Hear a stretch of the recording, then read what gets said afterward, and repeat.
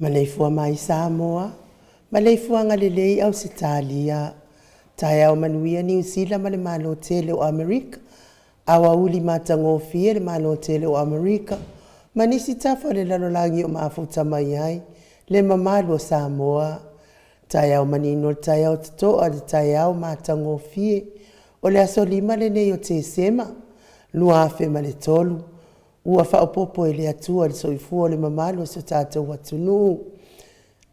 Suisunga i au ona tofia le atua i so se whata tāpuai mana i o lātou whaltua. Ia e mi se fo i o tupu mai o Samoa, le au sina so tātou watunu i nei tama, matina mātua, se i o lava i alo ma whanau, vi ia ma whaaftaia le alofa o le atua, pe a tātou toitu ma manatu, mai le amatango le na Januari, ne Januari. Se ia o mai le aso lima o te sema o le nei tau sanga. Whawhitai tele le atua le savalinga tele. Sa tātou savavali mai ai. Tele whaamai. Tele ngase o le tino e whia ngai mani mamalo le atunu. Tele fo i aso whaanoa noa. Ia me se fo i o aso whaingata. Ia maaso fia. Ia vi ia le atua e ui ni tele o le tele o le laasanga na tātou asa ma tātou ui mai ai i le nei tausanga wa fe moe fo i whainga malanga anisi o le mamano sa tātou atunu ai whaftai tele le atua le awa tātou au lia mai le nei aso i lo nā lofa ma lo nā ngalilei e vi ia ma whaftai le ngalilei o le atua o no o le soifua tului whaopopo mai pea i le aso ma le aso. Ia e mese o le malosi, whai ona whaatino ai tiu te mawhaiva le mamalo le atunu. I le anganga whaaloalo la e whaafeiloa i le mamalo. So tātou atunu i au auna tatofia le atua i so se whata tapuai.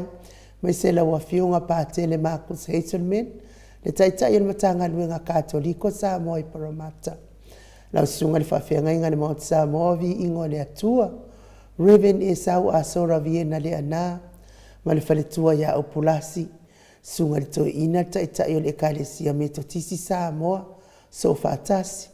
Reven sione tau leota, pasta visita whelava i Amosa, ma le whaletua ia vai tama soali, pasta solinga solofa ma le whaletua ia whaavae. Sunga le toi ina le kalesia la mosa, toi fuata ina Reven tele tau sanga, ma le whaletua ia matau aina. Sunga le toe ina pasta matai a mika matai a ma Victoria. Pasta whaatili matulino si Samoa ma le whaletua. Pasta ia fita se kali ma le whaletua ia Susana. Sinia pasta tauloli ma le whaletua ia Arieta. Raven awatama tawhai ono ma le whaletua ia Katanari.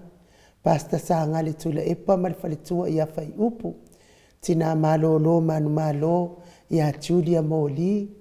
Pasta ainu umuli anga avi isawa inaya, ma le whaletua ia Saipeti, wha malo lava le tapuai, malo le tatalo, ia malo fo i le au na i le atua, ia tau susunga mana i o tau whaletua, wha manuia tele le atua i le nei aso, i ona fiti ute mawhaiva e whianga iai, pa i o ainga matama, le uso ngā pule mtu mua i tu au ma la taua, ainga i le tai ma le va au fonoti, sua ma le vai whanua, fofoma ai tūlangi sa o le masale au mua, ma le lau niu na sa e lua, le a fio whaatui to whale ula lau na matasi, ma upu ia te ore mo tsa, tālofa lava, ma le ifua mai o le auma malu, o se tātou malu o whaperepele o Samoa, ila na fionga le tuia ana tui ma le li whano, ma le to asoala u vi le lua ma lo masiofo, me se le fionga le taitai sili,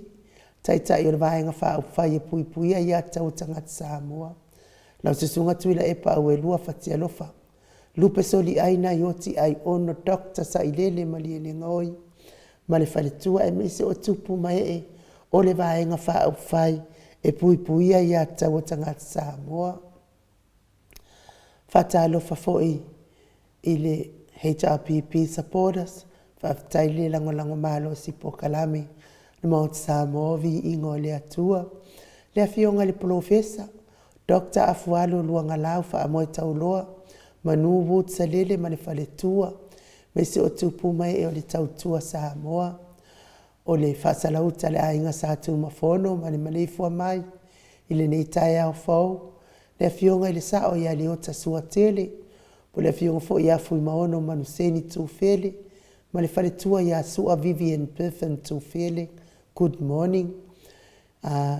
Le fionga ia lilo fotua manu ma le faletua, ia baby Fretten ma le nofo alo, tatou langalango malosi, mai Hawaii, whamanuia le atua ne yaso, lawa fionga lilo ma le faletua ma le nofo alo, o oe malo so i fua malo loina, le fionga i le ali i fo mai, Dr.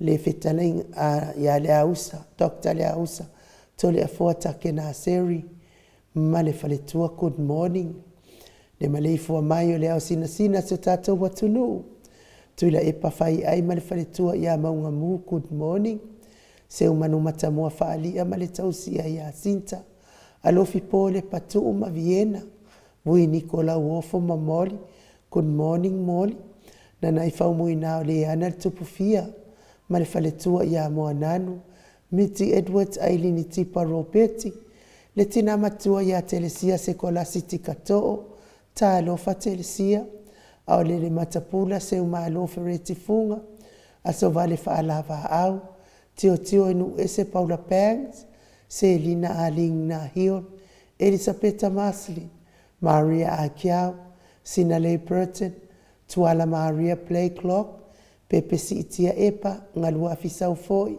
Ese Tata Mala, Ngaluloto Matangi, me se foi vida wano, tupa itaala, ia whamanuia le atua ia te o tau tina, matutua o tatou por kalami.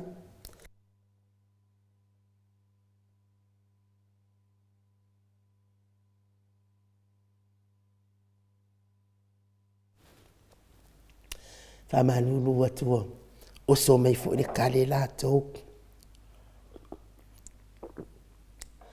Masili i fiti i furisia ino e tele ili whaaso o tau ma matao. Ngā fopula sarua tele moa sima le tausi a Susana. Le fionga ia le malu ma le whaletua ia whafangu le ala misa. Ta mamatua ia tapua i le whauma pepa, good morning pepa. To alima pope ma le nofo halo. Felice tau tolo ma le whaletua. Whamanuia le atua i pisinisi. Lau fili a rona whaingafa ma le whaletua. Tarenga ia papoli i Paulo Ioane ma le tausia a kenese. Moe malo tanielu tito ma lua timu, good morning. Whaletangoa i Farani Swan ma whiao taito. Pupui fatu e lia tau ili ma Filipina. Le musunga uta Brown ma le tausia a Tina. Lono mataua ma pauli ului ma le whaletua ia ngafo se fulu. Ne sisunga ia pali i tele moa ngutu tia puna olo tango ma le whaletua. Whanaea upo le vavaua i ma whaamalu. Ta alofa mati malanga o ma. Se iulia li ilangolango ma lolso i fua manuia. Fati alofa pouvi ma se iuli fale ula fati alofa. Sai pele kome ma le whaletua ia ano fale. Ta alofa la ua fionga tuala tau. Tau umale lua alo sio muripola. Si lia la e o kene ma le whaletua ia le Lovi Burtis. Good morning. Ma tautia sa ngala a pelu se asom Celestina. Tu au pepe Josefa se tema makoleti. Sio ne haitang ma Eloisa Samoa. Tawetia tafua sua maroini. RJS, good morning. Stevie Upati. Ross tuile tufunga vaitovi Filemoni ma le whaletua. King Solomona V.T. Smith. Taufa iula me King ile au pepe. Petalenga ya tupa ya le vaililingi mau moananu ma Marina. Tangalua sa le fionga ya tangalua ta sesa mataia. Ma le whaletua ya Miriama. Falana i popopani pasafa apoi ma le whaletua. Tau finga fui maono ma Diane. Good morning Diane. Me se fo ile petalenga ya tupa i fasalafa. Tapua i kuka ma le tausi ma le aingali ma futa mau mai sangoni. Teo sa whaatonu ni umata, mau salafa, manuia ngā luengo le neitai au mau. atalina pati o le stawa, heni au tanga vaia, talo fata o amataio, whaftai tele lava le anga lelei. Ono sai tu whanatu, e ti maulalo, Braces langi aieng, Krite Almatangi, Jacinta vi Italiano, toi tu simati, me se foia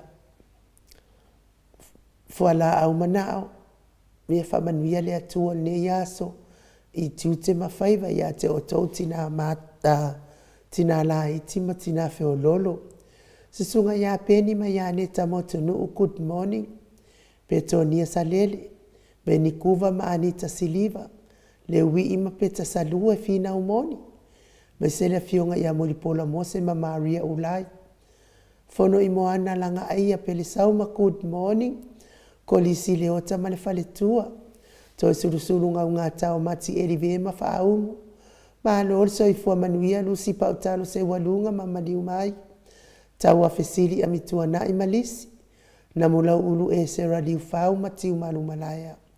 Peretiso moe vau, sunga ia whale ali o tu mua vili anau good morning, le vave ma Monica Pale Smith, waina afa vai whaavava vau, afa Malau Brown, Maya ma Janet Lang Sui, whanai tia savalinga ma le whaletua, a mata whai a Vito Iosefo ma le whaletua, moto sa ngale toi tu ma Anastasia, tupola anau Perenise ma le whaletua, whanua fau maulalo, turo maulalo, manuali ia sofa, tauwa rivo, talo whapi tone po a mailo soifua matua, tauwa Ezekia, la uru nei le vau tele wepi, tauwa Moki siota, pi wiva, me se le fionga ia tui whaasina broken tauwa hito, whatalo whaatu whainga whamiski ene liko martina ia ana wasa, lofi posi a moa peilua ma le tausi a Rosita, matafeo ra mota Hilton, laine leata tipi, ma alie nivi eti, uli tawai ma le ainga, whaumuina po wesitangi ilima matania, ulungia vailuanga se upule, me se le whetalenga ia niu ma le kaume valo ia pāsui muri vai, ma le tausi, ma lai Felice Ioane ma le ainga, ia me se le tapua inga le kalesia katoliko sa moa Ruti Hill, lau whetalenga le wharefitu li o voli tufunga, ma le tausi ia nā tia, liunga tāle tau whae le tau langi Ropeti Stewart to le foa, ma le tausi ia Lominga, e whataelo whatu fo ia ono fia na uma mana ia, ma le afionga ia Sula Daisy ma le nofo alo, o te taritonu a tau nu umanuia le whainga malanga i Hawaii, ia wha manuia le atua Sula ma le nofo alo ma ono fia, pui ma la vea i o tau mai, tau whainga malolonga, ma ta whaonga anga i atu i Hawaii, alofa tele atu tātou po kalame, mo lau whtalainga ono fia, ma lau fionga Sula, ma le nofo alo, tapua inga le sao ia tau manu pepe sopo ta whea maali I tonga tuki, ma le whaletua ia peka paka tonga tuki, manuia le ne iaso lau fionga sao. Ia mese le whetalainga ia sa mau, le atinganga I ono sori ta maali I timani sa mau, tausi ma le ainga li, ia vi ia le atua, mese fo I le mafuta mai mlunga upenga te whailangi, le mamalo le atunuu, lunga le mātou apio fōlinga mua mai lava funga Jesus, whamanuia le atua funga, sina lei Britain, me se fōi muli anga tele soti whaaftai whaafeloa I mai, Faith aftai to Swan, whaaftai vi ia le ali, pia fōi Lucia, ka vesi sa nele, pia fōi a Seioliana Sione, mafuta mai Hawaii, Sonia Greenway, fionga ia tui whaasina broken tau vau hido, whaumu elive whaaftaila wa fionga le whaltua, me se foi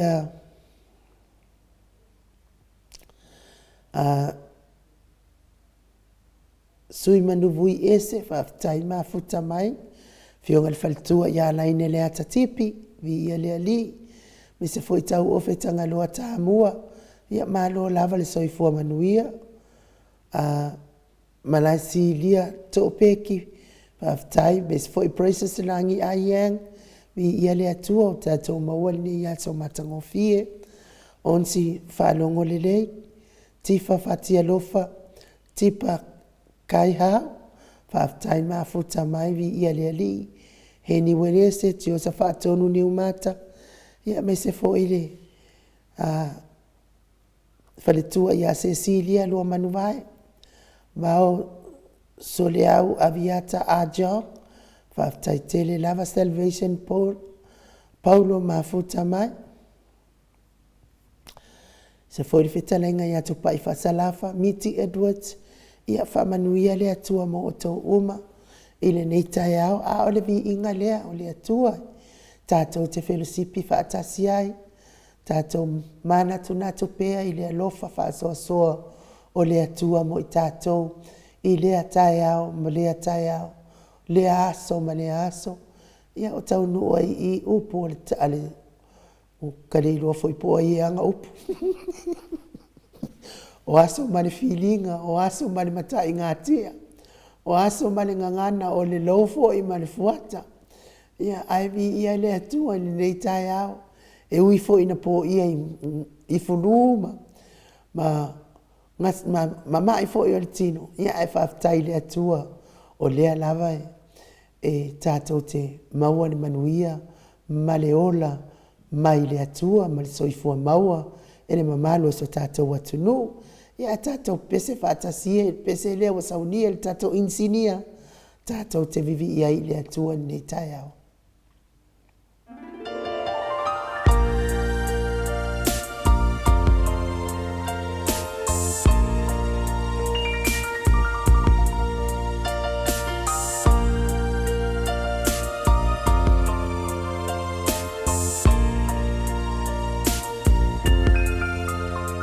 Ngā fua a tata manu ia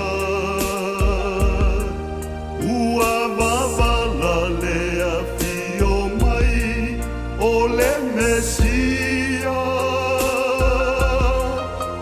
Vanga uma o tātou loto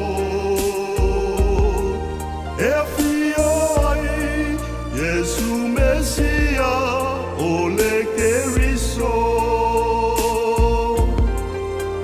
o la ngonana mo o e lo ufaola ua avea o ia e whai matongi ola le atua ua mari e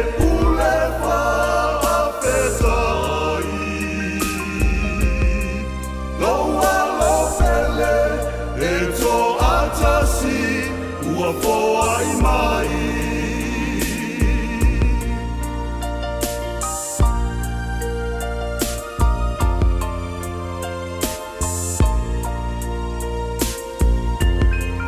le perofeta o Isaia na malo ia o le awhana umai o le Mesia e lona ua le malo le sili sili e se le lalo langi aleluia tatou pepese o la ngonana mo o e lo ufaola ua avea o ia e whai matongi ola e atua ua mani e pule whaafetai loa lo pele e to atasi ua foa i mai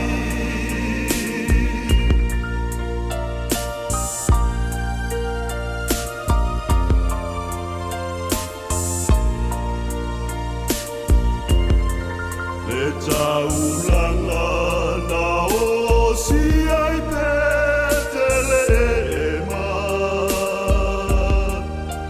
ia mea o ia e whai malelenga. A mea ia o lona awhi o mai. E toa manatu ai e ua maua i le whawai vai.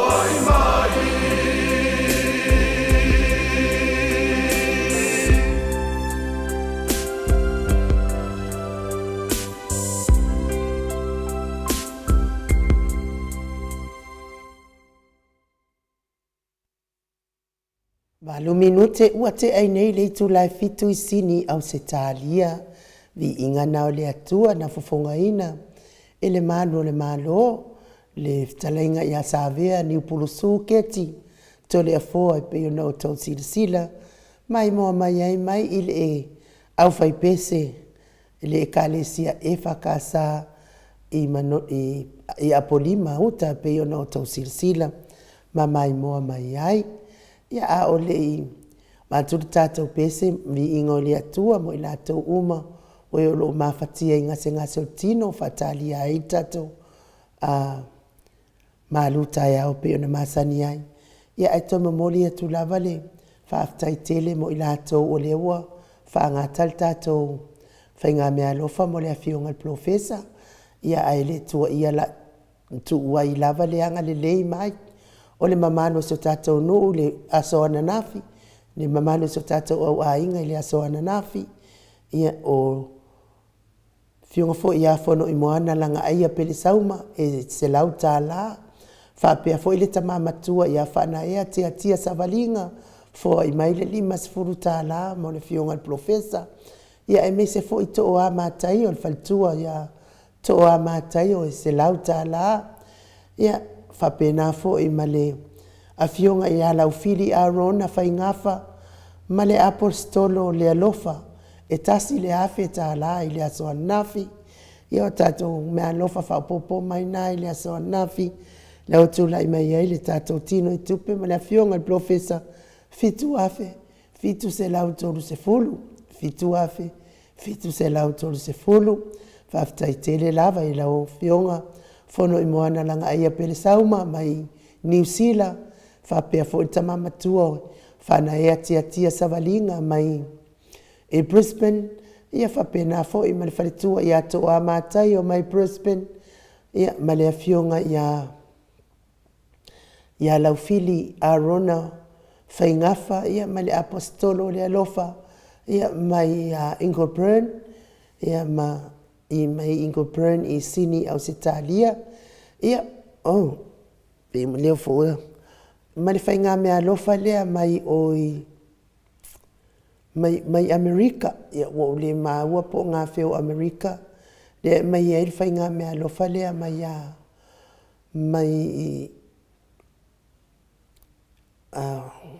se umato mai ia salele ia mai ia Petronia Salele mai Amerika ia ua fai mea alofa mai fo'i mo le fionga i le profesa i le tasi se lau tāla ia a o lesi fo'i se lau tāla ia ua fai mea alofa mai ia fai e se i puti ale tatou au fai ngaluenga nei ia mea alofa umana na maua mai le asoa nafi ia no fatile atelo foa ia lea ave umala na foa i mo le fionga ia profesa ia o Petronia Salele mai Amerika foa i mai le lua se lau tāla mo profesa lono winga o lewa mo maltino i tupe fitu afe iwa se lau tolu se fulu tāla mo le toa ila alfa aftai tele le malo so tātou atunuu ia ai mo ila tau e olo mafatia pia i ngase o tino tau mia i pia i falaefu ma le apo pulsi o tō whanga i to tono maota ngase so se maota ngase o mafuta mai ai le mamano le atunuu ai mese o maota malawa maota fo i olo o tausi ai le soifua matua o le mamano le atunuu tau ia ina ianga le leile atua lango maluina o tō ta o tonga tinga avea fo i tonga fitinga ali i matamaita i tausi soifua o le ala o le whamalo o longa mai le atua mo o tō uma ia ma ia fo i musika o le nei ala ata o se whaafia loto mo o tō ave ese ai nisi tinga o le tino o lo whianga ia i pia mo o tō ai mei se soifua matua o le mamalo le atunuu o e ua pa ia le fitu se fulu tausanga anga ilunga o le tala lava le tusi pa ia a sili atu loa ma le fitu se fulu ona o le alofa faifai pia o le atua ai o le a soifua ma le tinga ia whamanuia le atua amu ia fo i o tau e whafua leva i le atua lo tau soifua ma ua fo i aso e tele tau te mafutai tau sanga e tele mafutai ia manai whanau ai me seo a inga pele i loto maanganga pese le amo o tau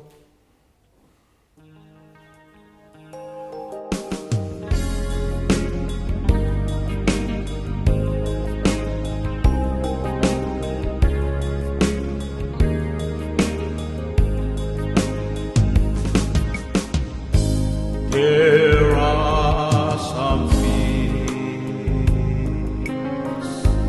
I may not know. There are some places I cannot go. But I am sure of this one thing, my God is real, for I can feel Him deep within. My God is real. Yes, my God is real. It's real in my soul. Yes, my God is real. My God is real. Yes, my God. For He has yes, my God. Me. Yes, my God is real. His love for me. Yes, my Savior's love.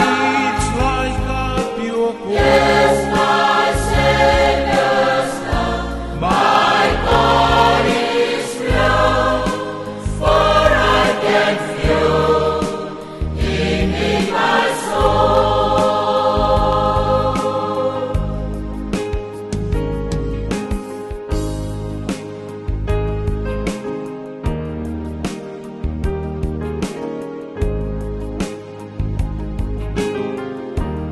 Ei, ai, o mea,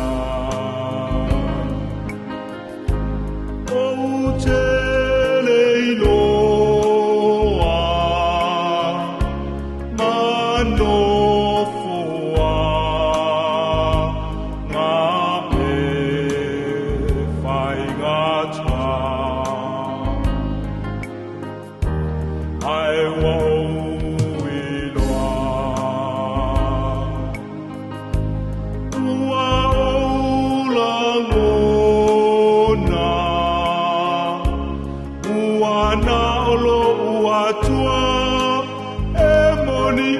oia ilo loto e moni lo watua ilo loto ona olo uatua o mama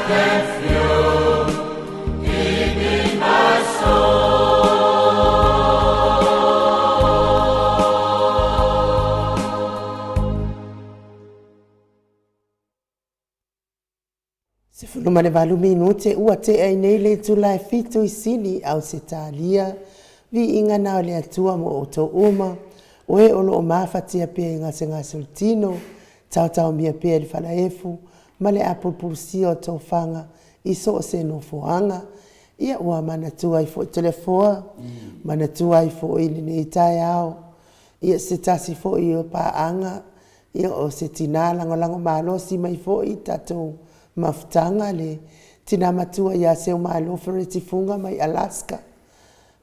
Ia le o iloa ato tatou sa fata o tolia lo na ngase I tono mo ta ngase ia o le tāua lea ma le lea o le tatou wase singa I mo ta ngase e ala I vi inga o le atua wa tatou tele o iloa ia o lo ngase ai fo ina ia tatou paanga masani Walewa na o le taiwa aia mo I malo. Ia se o malo fereti funga I lungo le mato autustusi. Tasi lea mato autustusi fina o manosi. Ia ma angalelei fo I mo papastui ma le por kalame ia ai. Le abatula le pese lea e awalo fatu ai mo se o malo fereti funga. Ai me se fo I o nisi o paanga le maot Samovi ingo le atua. Ele o maunga atu a o lo mafatia inga se ngā sautino ia anga le leile atua mo o taupa anga uma whaftai lo tau anga lango mai tatou po kalame whaftai fo I tau anga lei ma lango malosi le afionga le taitai sili a papastui ia tu sai fo I mataimi e whaavanoa mai tatou te mafutai lunga o le tatou wala hata a o le taina na le pese mo seu malo fereti funga I me se fo I ia nisi o paanga uma le maot Samoa vi ingo le atua I lo maua au le anganga whaaloalo whawhiloa I la o fionga le tapau whaasina to le foa fionga le tuia ana ave au malanga tama whaasau a le itu malo o le ena tu ina tu ia o le tonu mai pea ia al whaululunga le ainga malosi fo I whetalainga I la ulo tau lau niu Whamalulu fo ia o no le pokalame o le malu tai au ia ai I fo ilu nganga o le pese la unga to le fo ia ai malu so I fo maua Malo ia o le tulaga na le mesili lava inuu na sonafi sa mo foi se ma tatanoanga ma le tina ia se malo a fina freti funga mai Alaska o lo faile se o tina ma tatanoanga me foi lana me alofa mo le funga professor i failo me foi ia te au sa fata o tolia i le moto ngase ia mo nai vai aso ia mi se foi le maftanga ia o le te whanong long mea leo le mutu te mai tua le na te mawaina le tato whainga mea lofa mo le whiunga professor whaptaiti nā le ngalo oi o manatu mo ta whasoe malingi o rei mata i tangata pa la to tala e whai e le whiunga te sili a Dr. Tule Epa ono o tau tina mātutua to te lava tau si la fia i mena tutupu i aso la para tamu whainga ma tato malo le ala furina e to te o mai ai e tapu i le nei pro kalame Danga tau te si le fia le whainga tā nā sā mea tātou tua a. Ia le ua ta lepe nei tangata le tātou whaavai popo. Pe ia na lausi le fia ai le tātou atunu. Le tūlanga nā whaftai tele lisi mea inu whanong mai ua. Pe lua se lau tala ana mai le ia Petronia salele mai Amerika. Ia se lau tala e inu se puti a to le fua vai o e ke le whiingi puti. Ia mana se lau tala e ave whai mea alo whatuai mo le whiunga professor. Ia o te au le suia mea le ana mai e tangata na mai nunga le nganga le alofa ma le nganga whaitau langa ia wawhari tato maftanga ia asui le o piu whatau mamaina le nganga na mai ai mele le e ui lava le a i te tau lava na whaile mea o lo whai mai le tangata whamole ai nu ia le whai mai fo ia le uso por te maa fo ia Petronia ia te tau lava na whātawa ina la tō manaonga whamole nu ma le awa ma whaotete. Ia walilei, ai Mike, ia mai sevi ingo le atua, mo le atua e lo whaanga mo le tina matua, ia seu maa lo whare tifunga, ia ai mai se fo i la tau paanga umal mo te Samoa, vi ingo le atua, o lo whata o tolia i ngase ngase o tino, li liu mai, o le tātou maa lutai au.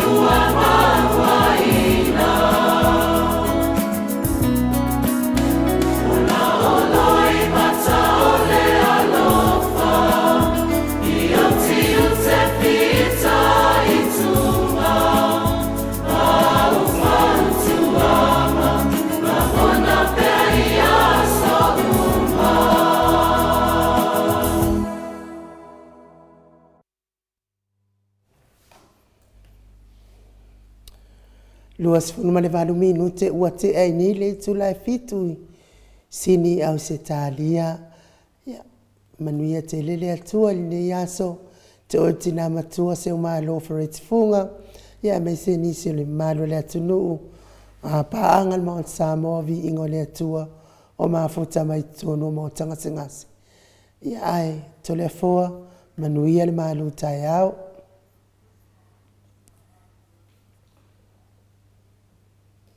Whaftai lava aina mo le manoa, e whapenana whatau no ai fo le maru whalanganga ta maa tina matua i le nei tai au. O le aso la nei le aso lima, masina suma lua, le lua afe lua sifun martoru, ia lewa tato tu lata fo i le pamana tuina o le whanau mai o le pepe fou, Yesu Kiliso le tato li whaola. Ia o te toe wha afe lua ai fo i ma whaatalo whaatu, le ngang pa ia le tua le nei tai au, i le malei fua mai, le soi fua manuia, ma le langi maina, ia te o tole alo fatu noa ma le manuia, mai le tua lo tātou tamā, a toa ma le li o Yesu Kiriso lo tātou walii, ma lo tātou whaola. O le tātou tusi whai tau, le ni aso mo mai lea i le Efeso e wha, alona whai puatolu se fulu ma le lua, ia ma le tolu se fulu ma le tasi, ma le tolu se fulu ma le lua, tātou whaadongolongo ai, i lana fionga le netau, o mai ei se upu, e whapena, na tau mo awa ai le tātou, maftanga le netau i lona nganga, whamole ai nupe mwhaina, folofoloina. Ia te ama o tō upu whaafiu umalava, ma le lotoa, ma le ita, ma le leotele, ma le upu whaleanga, a toa ma le loto leanga umalava, a ia o tō whianga le iai, ia whe muti vale ai lo o tō walofa, ia whe whaamanga lo ai o tō, whaapei o na whaamanga lo ina o tō wele atua, ia Keriso. Ia whamamia le atua le whongaina o lana fionga o whaafongalo na nuu le nei tai au. Tātou whaasoa le nei tai au i le loto whamangalo. O le tātou manatu au tū po le tātou au manongi le nei tai au. O le loto whamangalo. E whapewhea ona e whamangalo i se tangata. Pe whapewhea ona e whamangalo ina o fili. Po whea ngā iai me whetaro loa i o tātou mawhauwhaunga le nei tai au i le whesiri. Pe whapewhea ona whamangalo se tangata. E aunga lava meritasi.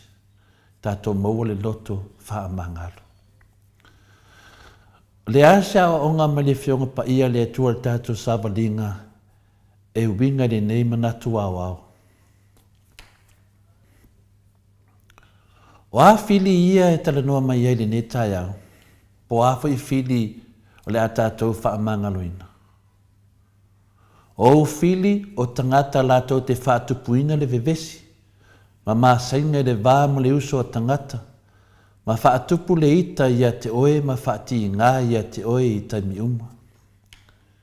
Peo a mai le upu fili e whai mo fia e na tātou loapu ai le tātou te whaamangalo iai. Na tupu ai lea o le ita tele ia te oe, o le mea e sili o na lelei, o le a tupu le ita i to tonu ia te oe, mai uai ina e o atu inisi tu langa wha lupe ina te le masani ai. Wai atu langa wha lupe ina o le a o iai. Wai a matau na e pisia i le wha mai o le ita. Mai ita atu le uso o tangata. Whaatasi e manatu la e whaia loa ni whainga whaatawi masui i le se uso tangata e taui e tuaile o wita tele. O le mena lea a fi ai tātou umalawa. O e lo whanonga mai, o e lo mai mua mai, e whapena fo i le tātou ofisa ne. Tātou te languta sie me lea o le ita. A whai e whaatumulia i tātou i ni manatu o ona, mani manatu ita whaapena. E le whaapela o le asui ai le tangata la ita mai i tātou. polo whaati ngā mai e tātou. Po le tangata lea na whaati ngā ia te oe, ere ai. E wā kiri e ngā a asa le whaati ngā mai a tātou. A whai o le atu ina atu ia i lātou le pule malusianga e whaati ngā ia te oe po ia i tātou i le netai au. O le asili atu lalo ti ngā na ilo le sius o tangata. Ai le ngata ina o le apu lea oe e le ita ma masa atu, ma masu atu le nā ita ma afia toi mai sius o tangata e lewa afia le ita. O ina matau tia le nā o le ita. Io e, nungo winga a e mawai. Ia, wa afia toi man tō wāinga, ma siau whānau. A afia toi ma la inga lau tele. A afia toi ma le nuu, ma le kāre sia. Io o le atunu, le wa iei tātou temi nei le atunu. Wa feita ngā i le atunu. Wa le pearo lo whaai pio na mea na masani iei. Vai teimi le Krismasi, vai teimi le toi whawhawina le whanau mai o Yesu Kiriso i tono a inga, wa le maua. Mahafua mai lea, mahafua mai le ita. E iei le ita le lei, e iei fo le ita matuale le lei. Le ita le lei tato inu, a wala wha pio pio, a mese le mele el tato malo te minei o le malo soli whawai, soli tulafonu, anga sala. Tau taia mo meo pao kākako. Tato te whiita iei, ino iei. Se ia o le teimi, ma whaieno lato mau le loto sana mo. Whapena le tulanga le tato o le ita, le mafu angalea o se mea o ona. Whamele tusa e pelu de suma lua non whaipa suma lima. Ia o tau ne i tupu wae se aa o ona e wha popole ina i o tau e wha leanga inai le toatele. Le feso na e wha whai upo e tau suma tasi ma tau suma lua. A whai tātou te le whae te ete ma tātou le matala e ma whai o nā whai nā i tātou ma lata mai ai tātou se tūlanga pangatia. O le whesili la i a tātou e tātou te fia la e mafuta min tangata whiita man di tangata leanga ma tangata le mawhauwhau man tangata soli tūlafono ma soli whaavahe. Tātou te fia lai mafuta min tangata whapena. Ia nei a te oe le tali. Ale nei tai au ta māmati nā mātua, tātou a ngai pe luma, ma sava vali le ala o le whamui moe. E muli tai pēa i tātou e le fionga pa ia le atua, ma whamatala ia i tātou le tāua o le wha mangalo atu. Ia o tautu ese le loto ti ngā uma, ma le loto toa, ma le ita, ma le upu masoa, ma le tau whaleanga, a toa ma mio leanga lava. Tātou tus whai taure nā. E whape whela on tātou whamangalo atu isi. Ia. Tere au wala, tātou o tangata whai mawhauwhaunga. Alo iei tō whāro loto, ma le whauto tangaro loto, ma le tō whama mao. Tau si a inga, tere au wala. Tātou te whaamangalo i nā tuai o tātou whiri. Au nei au wala i e tōlu, wa whiriwhilia le tātou mālu whareanganga ne te au. E wso soani, e le au wala tātou te whaamangalo i nai o tātou whiri. O le au wala mua, ia i loa le tāua o Iesu i le whaamangalo atu. Whaamangalo atu. Tātou talanoa ia Iesu i le whaamangalo atu. A o ia a o atu le au so i le au wala e talanoa ai ma talatala i le atua. Sa ia taua i lana tatalo whaawao. Ia e whaamangalo mai ia te mātou ia mātou ang sala. whaapei o na mātou, whaamangalo i nā atu fo'i, ie wāng sana mai a te i mātou. E tu si en mātou e ono non whai upus fumule lua. O le vaengalo na lua, ia te ena le tia apolo. Tu ese la wita, awane i tu watu se wanoa ia satani e whaonga hai lo loto ti ngā. Aua fo'i te anga sala i tu ina atu o le ita e pū lea ai oi. Aua ne i ngoto le la au e ita pea. Awa o le ita e mawai le tūlanga o le tia apolo. Yoe, e te ita loa, wa sao whai tia apolo ia te oi. Nei tono le tusi e feso e whārwhi pa lua ono ma le lua fitu. Nei vaenga nei whai tau wai. Tasi na a wala. A le wala non tolu, ia mana tua ua whaamangalo ina oe le atua.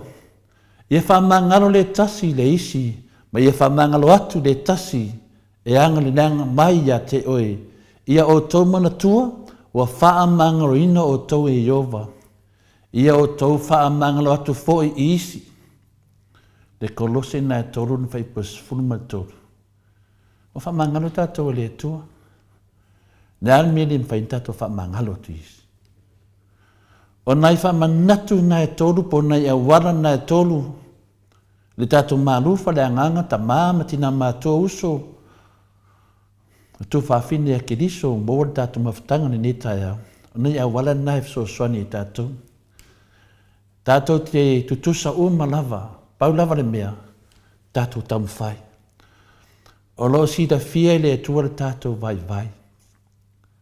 Ai mwhain tātou marolosi pēr tātou pipi i pēr. Ia na wholofolanga e mai le fionga pa ia, pōl nana a fionga pa ia, mo i tātou i le tai au, ma le tai au. O le nei la tai au ta māmati nā, po ua e langona ina, ma e iyo e ina, le whaamangalonga le atua. Po ua e malamalama ni taulanga na whaia Yesu ina ia mawhai ai o na whaamangalo ina oe maa.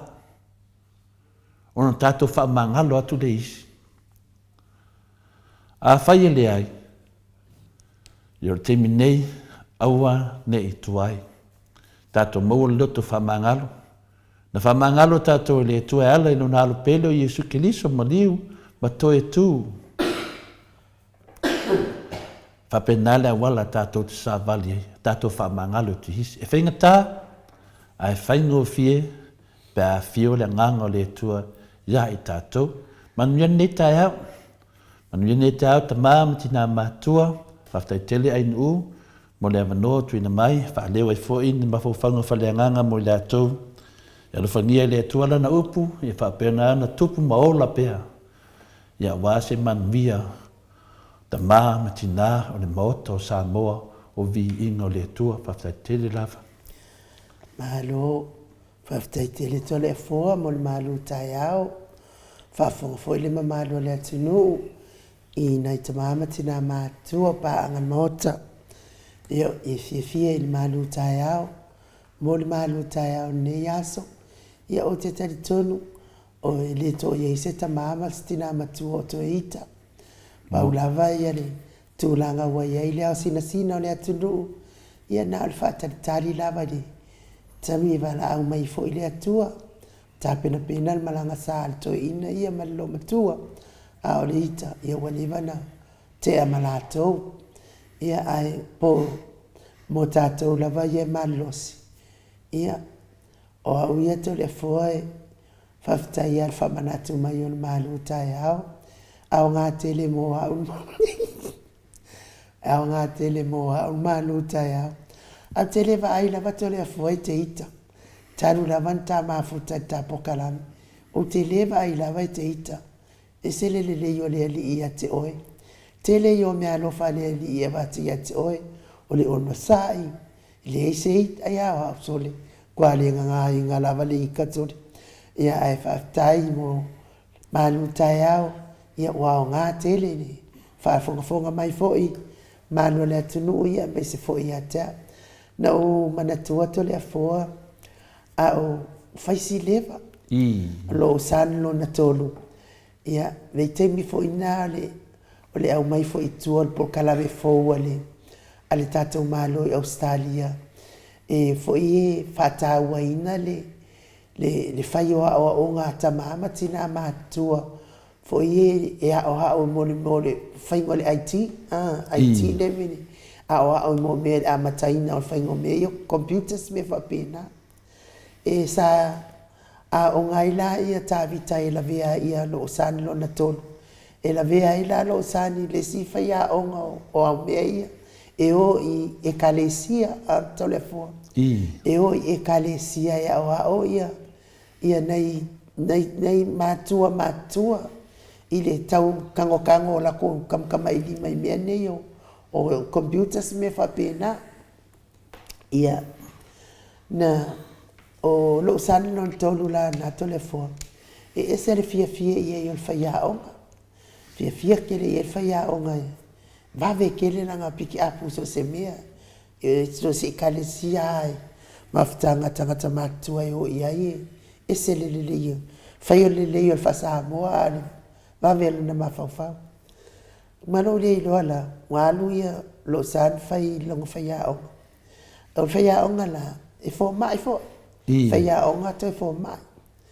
Allo le lo san faya onga. E ma faya nga nga e ngula ko mo mori aku ia lo kinga se eva ia la lo kinga e ye lo nga mai to le fo o lo to i fo ma lo ina ia lo la nga ato ai pe le tolu se fulu tau sanga na o la vea i lo le mele le mai ngu mai lai e alu i va po naivi ali ngai wano lo san lo tolu fai o lo kingai e lo ngase o au lavo ke i le ku mai o cavaliere ma o ngai Richmond me nga sawa nga ye le mata tavali e alu nga ituai o le me ye fato anga o ina ye le fale o le fai a onga o le ma na i o le loto o le fale o le fai a onga ia fai mai lo nga fai mai lo sani ma mia se soangi o e ke ngase o kile ia ra se tala nga lu alo ia wakulo o le su enga la o ngase al na foi mai e su ai mata mai le ia la na molinga ki mai o mata ia o malof kusipeng fai mai lo mal mai o lo ngase o le ita.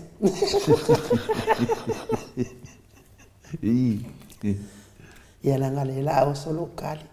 Ia ai mai. O le kale foi. Mai se vi ingo le atua. O le kale foi ai nu. Ma ne lo fa so. Na nga fina le fa fo mai foi le mamado le tsu. Ia e to te le lava tato e dia se e sa mai i le fa fitau le le ita nu. Ia pe foi le we fa mtraina foi le natulanga. Ia nei whalongongo mai fo i le tatou au whalongongo. Ia le teime ta te vai atu i ko meni o le tatou maftanga. Ia e whaavai i si nungo le ita. Ia ambe na whai atu. E le ita le lei. E fo le ita le anga.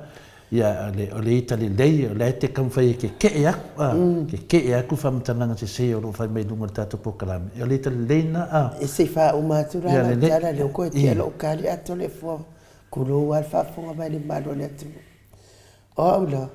O ke kau aka e po ke whawhea e ma taulia la o leo te alo e su e lo mai o au le wau la vea le mai ngungu e le whaipea mai ala al fo mai a mea o e ke ngungu anga whai mai al fo mai o e te ita e whawhea ngai loa mai e loa i o mata lo wita o au e su e mata ia le ngase o tangata o le mea na ngai ke maua mai ar ke leo mai langa o le ita ile se ia fai ia le o le ita to le fo ia ai fa tai le lava ile polkalame o ia o nala na amata mai no sa le kau kia i se le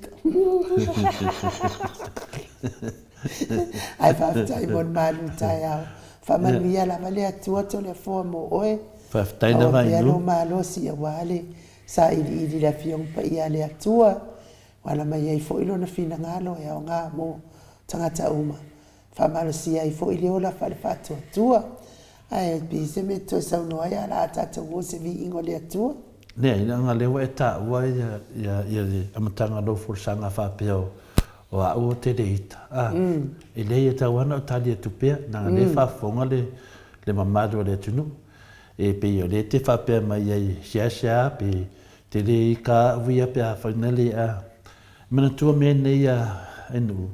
O oe o le tusi au mātua. O I e te so se mea te whaia, o le whesili a le whesili tangata. A se tali o ai, a se whawhine ai, a se tama ai. O ida e tā ua i te le whina le, ia a tono le whi whanungo longo nei i si whi tala mou tato maftanga, ia e whapena ona tato tuwha atu. E wingo upu a se tali o ai, ia se tama ai. Ia lela watara noa meleita, e tiasa e vai. Ia o mea naha sa te lele te melo tina, ia o hao e fwoi au. Ia e meise lava i le whionga pa ia le atua, pe oro tina lava o ia o na ia lea a whena lea me whai e tia, ia te whaatau mai lea tusi, ma lea tusi, ma na o ia tia o ia o tatalo, me umwha pena, ia le wafua mai ngā ruenga si o tina, ia o eran ma liu le tomatua, alo o lola pea na ngā ruenga. Nana na vesiri, pe lo tama. Tasia le tala me lo tama e te ua lo roto i nei meo le ita. E whai mai ana ia, e lele ia oe, me lava. E ki le kari upu, ki le a, e tasi alo vaivainga to le fua. Tasi alo vaivainga. Ma vaivainga whina e le mawhai ana e ngangainga. Ia no mawhawhau le pualala o vaivainga le loa me to ina e whamei le mawhainga o ngangainga. Ma mai vai oe, e lele ia oe me uma. E longo fia tangata wa ita, wa e le tautala. Ia, e sa lea ro tama. So se mea te aluai o te nofo lo te le tautala. Pe yo nailo e tangata o ieri me watupu. Ia, anananga kale kaukala, e te lea mafuanga. Ia, e email e te mafau wai, e email a wewa ai whare tonu. Ia, le leita le leila na, lea ua e loris tangata, e italoa, tautala loa. Ia o vaivainga nana, ia tofu ata tomu vaivainga inu. E alo ni yaso whamtala, whaftaitele le awhia mai o namanatu. Ia leo fu whafonga le tunu ui, leo fu ingase sai ai. I leo tu ese. Ia leo fu whafonga le tunu ui, yo vaivainga. O te le tautala loa. E le iawe ese alo no ngase. I. Le ai, e whaimoko e au mai. E ai mai, mai se vi inga o le atua, i salani e fo ina na fiongo pa ia. Ia atatua ngai atu i Samoa. Ata noa te sa, ia mo tato pokalame masani.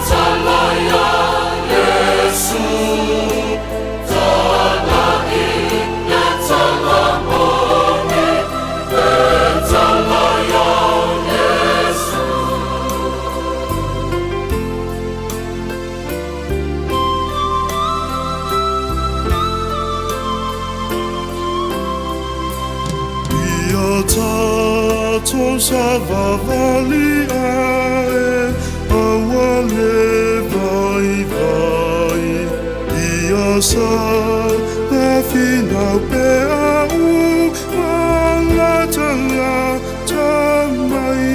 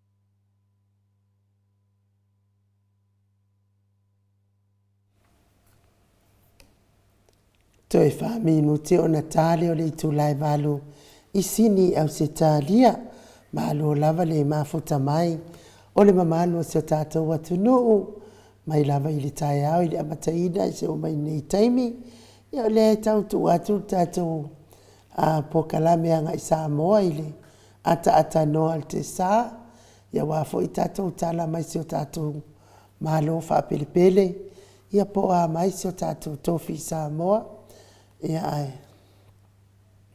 malo fo ia to tu simati le wa mafuta mai ia me se fo inu to amatai o sauli to amatai ia vi ia le ali ia le nganga fa lo alo fa filo ile ata no alto ale telesa Crichton mafuta mai fo in tu la le tai au mai Samoa ma nganga fa lo alo fa filo ia tu ma lo le usu ma lo soifua manuia ma lo fo ile fo lawi langi ma ia me se le fa ma lo le tau tua tu no ata noa ia le tau sekseki mai tau sekseki mai de video ata noa inu ia ata noa nga fai kui ki lava asa mai de fai ngoro lo wata ia e tangata finale ainu e finale la tote e ia wingo to tele lava me se tangata pe o leftat umatu tato maru falanganga i de melia ele ito tangata pe o tulangana pe le ita me fu tangata pe apa pe e falta to maru falanganga finale itayao ia te loinga lava ainu de sau le ti apollo le sau ti apollo finale le teme e tala noa ai ma fitu fai le langanga o le atua. O le itala na le ti Apollo. Ona e le mana o le ti Apollo e fina le tato te tala noa i awala e mawai le vi inga o le atua. Le ala te va ai ai, wa sau whatangata lava le ti Apollo i si teme ai nu, wa le mawhaina ta ofi. Wa me tonu le wa umana lafi mai. Mo e mai ki Apollo. Mo e mai ki Apollo ma fai loa mai. Ia, ole me monia ma fa mauni. Pe ia na fai atu vene de o se mama e na tongi sanga ma. O le ko e fo inka mai ki Apollo nga o ki Apollo la popoma. O me o ki Apollo va ia. E ai ona fa pe o le to telefone tangata fina le fa ngau le mali e fina le pe au tau talai le fiong pa ia le tua i me ia tu tupu mai. Ia ole mania na ai no. O iti tala noa fina le pe fa mai mau le teimi. Tala noa sa o le me le tupu. Me le tupu mai. Ai folo inga le fiong pa ia le tua. E nai ba ai le me tu tupu mai. Le au ngana tatu sabadik. E e te le tamo whaifina le e nā le whamatala. Na umai le ngā, e whamatala, ma whaamara ma lama, ia matu atu e winga matori o le whiongpa ia le atua e anu pēo, ka ko whioke mai wharisku pulanga o upu ai e le suia. Longo winga, o whanau mai Yesu, marto tu Yesu, e mausalima le lua awhe tausanga, e re mwhainoto e sui sisi. Pela ne ato tene neti a polo e where lei mei runga. Ma whai mei ia, o le anganga na tātou ia tātou ono sai. Nangai e le mawhai o na vea ma mea o le a whapea o le a tātou tu o elewa noa e mei sasapala tātou. Tau an tātou ngā rurue. Lana wai e ti a polo i tate wawa e ti o mai. Ia le a whaina, pawale mea whina le. Ia tātou malama lama ai nu, pero so atu nama le awa mal whaotele. Ata tano te sa? Pawan me fai ki a polo, kongiro ki polo. Ya, malole soifua i lau fionga tole fua. Malolo i ai no ude nei tai au ma sunga ya mai kia tatou ia le lofa o le tua. Wa mai fi le muli soifua ma no tatou wola i le nei tai au le aso mo mua le tatou polkalame. Ia o le nei poi vai aso ai pa angana anga tu le tatou watino. Ia tātou te talisa paia fia ma le anga le lei, ia le fia mai o le tātou ori whaora. Ia o le nei tau sanga pe ona tātou. Ia i malo le soifua, langi ma mai lau fionga tole fua, pa pena poi lau tunga e mu le nei tae au. Malo ata tanoa te sa, ia e sile wha a tweni diu lau ke marisi a wala whina le, langari e le mo whaina matala mai lau wata whina le. Ia na, mana i rore na e tatu noa nei tai au, tata no te sa, sekseki long whatu langa mai, le wainga na wa iai.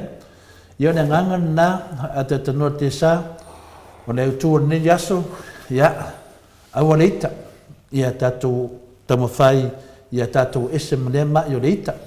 Ia, e nene umatu maru tai au, ia wato tele foi leo feita mai, ia misa le ki aporo. Ia wa ita mai foi va pe tau talo to le foi le fionga pa ia le tua. Ia ai ngalo ia lato.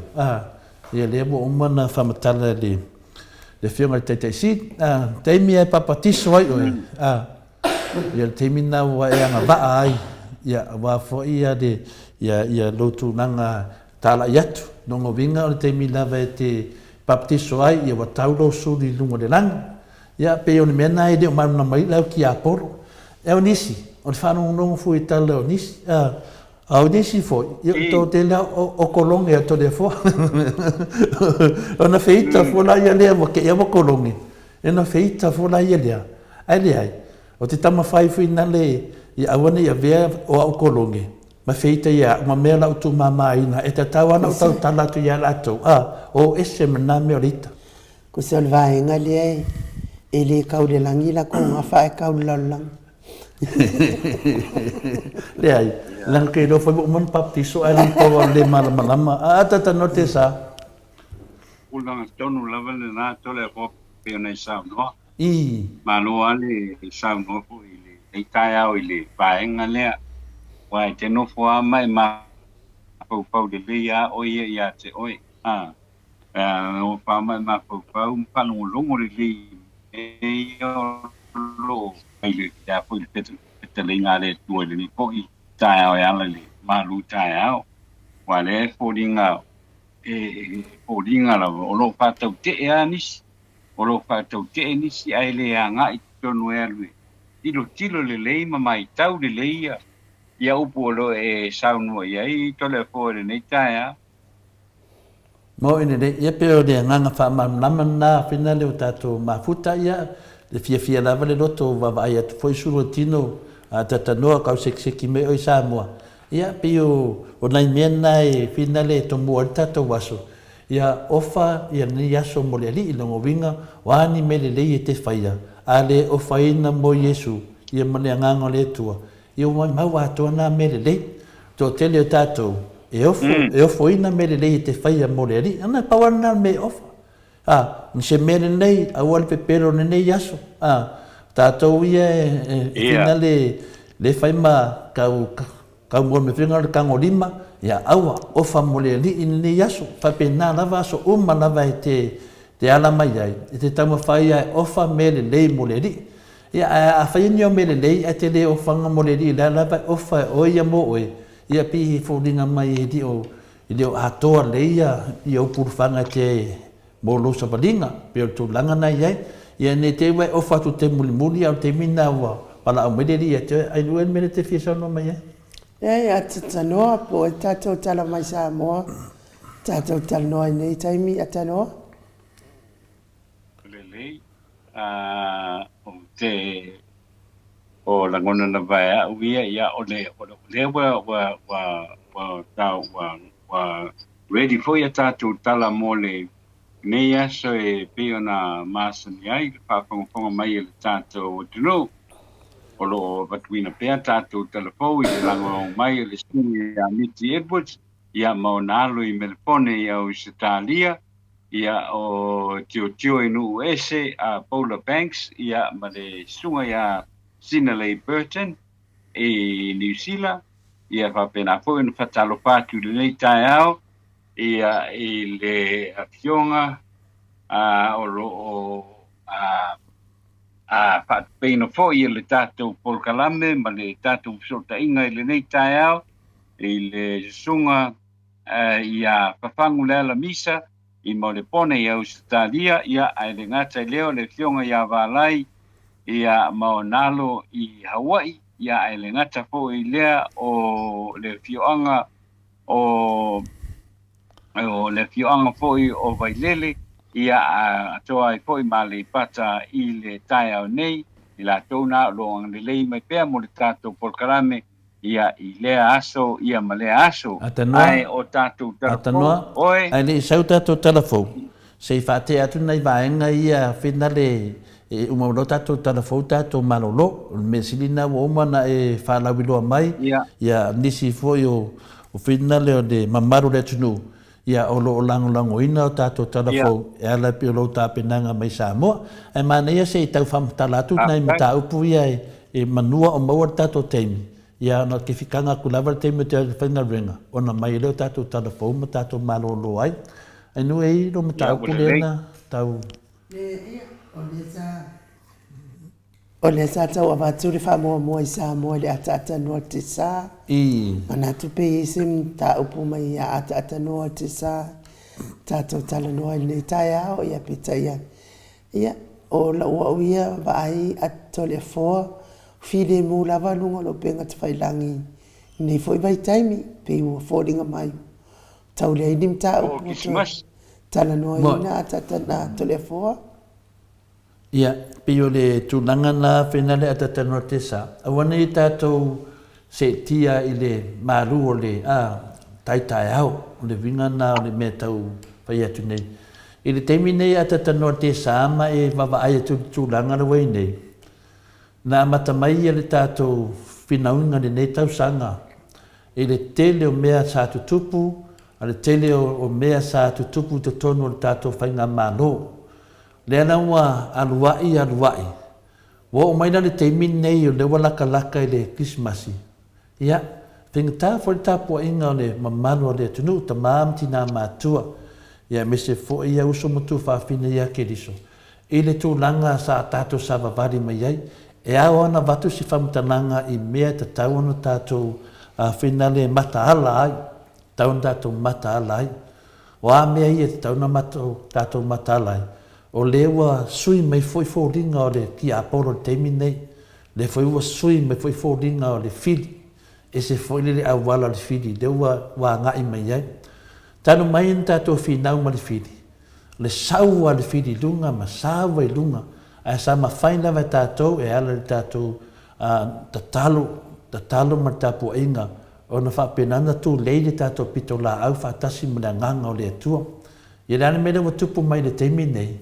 Ia ua ngangase le fili, ua matua ila le fili, i le mālosi le ngai o le whanau le atua, i le ke atu i tara pepelo, ma ke atu i mea ia la tau folfolanga pepelo, le na whaia i tātou ma le atu nua atua, le ala ua whetalo loa i a whapena, e mui whaleaka, lo vai atu, ia ua langona e le toa tele o tangata nei le ma le maa siasi, pe i ua tautatala mai fua au e loa ni mamalo le atunuu o latou pepelo ma mea uma sa latou faia ma lenei teimi te lē sa latou gafa ai ma le faaleagaina o le tatou atunuu faaleagaina o le taitaisili a Dr. Tuleepa ma le mamalu o le malo lenā taimi lea ua oo ma lenei taimi uma na latou faaleagaina Tuleepa ma le faiga malo lea ua amata nei o le liliu mai e faaleaga le faiga malolo tulaʻi mai nei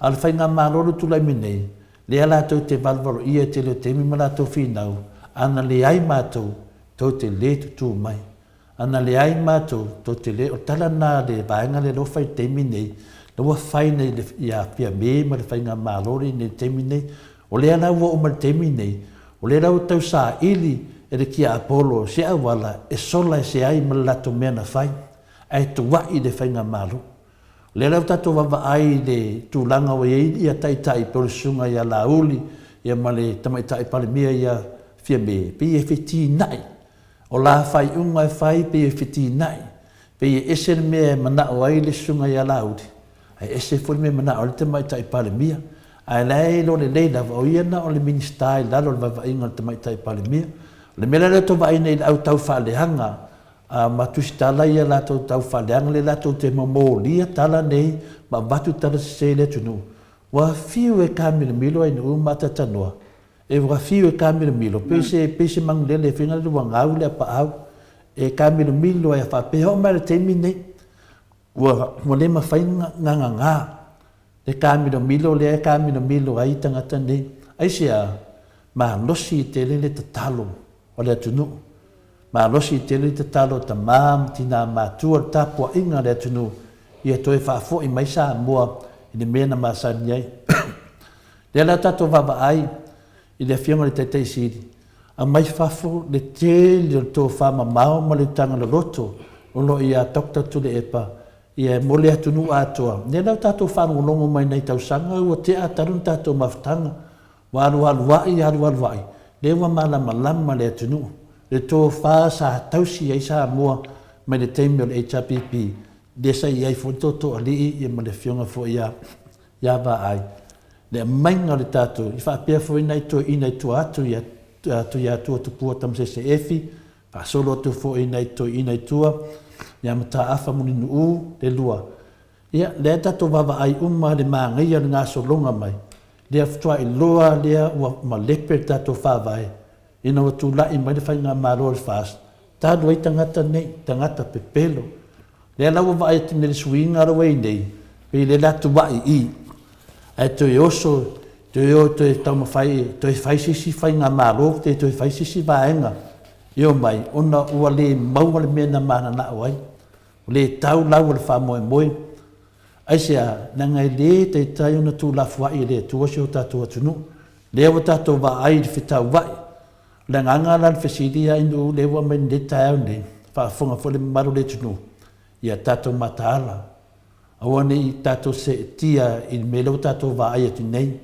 le taimi nei le tatou savali luma ia ma auli uma mea uma e toe foʻi mai ma latou auala faamanuminumi ia ua malamalama le loaloa le atunuu ia o le tulaga na inu o lea foi ua lata mai foʻi mai taimi o le faiga palota o lea foi latou e fai faiga mai leia le vaega lea ia le taimi lana sa lei matala tatou na taimi mai le sesi na mafaufauina tulaga na taimi nei le ua tatou iloa uma me tauna fai pe o le talatuna inuu nenei taea malo te le afoa faafetai foʻi i au saunoaga ma tagofie o lea e tusitusi mai foʻi nisi o le matou au tusitusi e mai le tualalo e aua le toe taʻua le faiga malo e tau mai e afai e taʻua pea le faiga malo e tate taʻua le faiga malo e tau mai ai o loo iai pea le ita ma le aamu ia taʻua ia ae o loo aʻu ia lagona e peia la le sesē ai i le faikomeni lea e leai se ita e leai foʻi se aamu o tulaʻi mai i le polokalame le maoti samoa viiga i le atua agaʻi le faiga malo le iai nei pau lava le mea o loo faia pea i le maoti samoa le viiga o le atua o le whaaleo ina pea o tele o mea e le o pāleni, e le o ngatusa, ma le whaavai o Samoa, ia ma o tātou tangata, o lo o whaia le whainga mālo, le iei nei, le mea mua lava, e le i tatau o na whaatau tō ina lātou, e le i maua le whainu mera, e tatau ai o na whaatau tō ina, mausu ia se whono, le ale mea ua iei, whai lava le mālosi, whai le pawa, wa lai wha moe i a sa tiu, e au mai le pawa le ama le wha masinonga, whai mai mea ie manau ai, wa nei la, na tūla i mai lava, wha malolo, ia le lo ia, sili sa tūla i mai malo o tuanai, wha malolo, ia le fofonga le fono, sa iai le tuanai, ai sea, ona wale whaia mea e whina ngalo iai lātou, o le ala le mea le watula i mai nei, ia le watolu tausanga, talu ona ave le tangi a le lo ia sili, a ngai i le lefe taui, le whaavai ina soli tu la fono, o le whaamalolo ina e fia meo ia, a le ane me leo i nei, ia vai, ia le wato e tolo atu lava i le tausanga nei luas ful tolu, a ngai le o ngā tatono le tausanga luas ful wha, tausanga o lo lumana i nei, o le ale mea ua turi ngatai,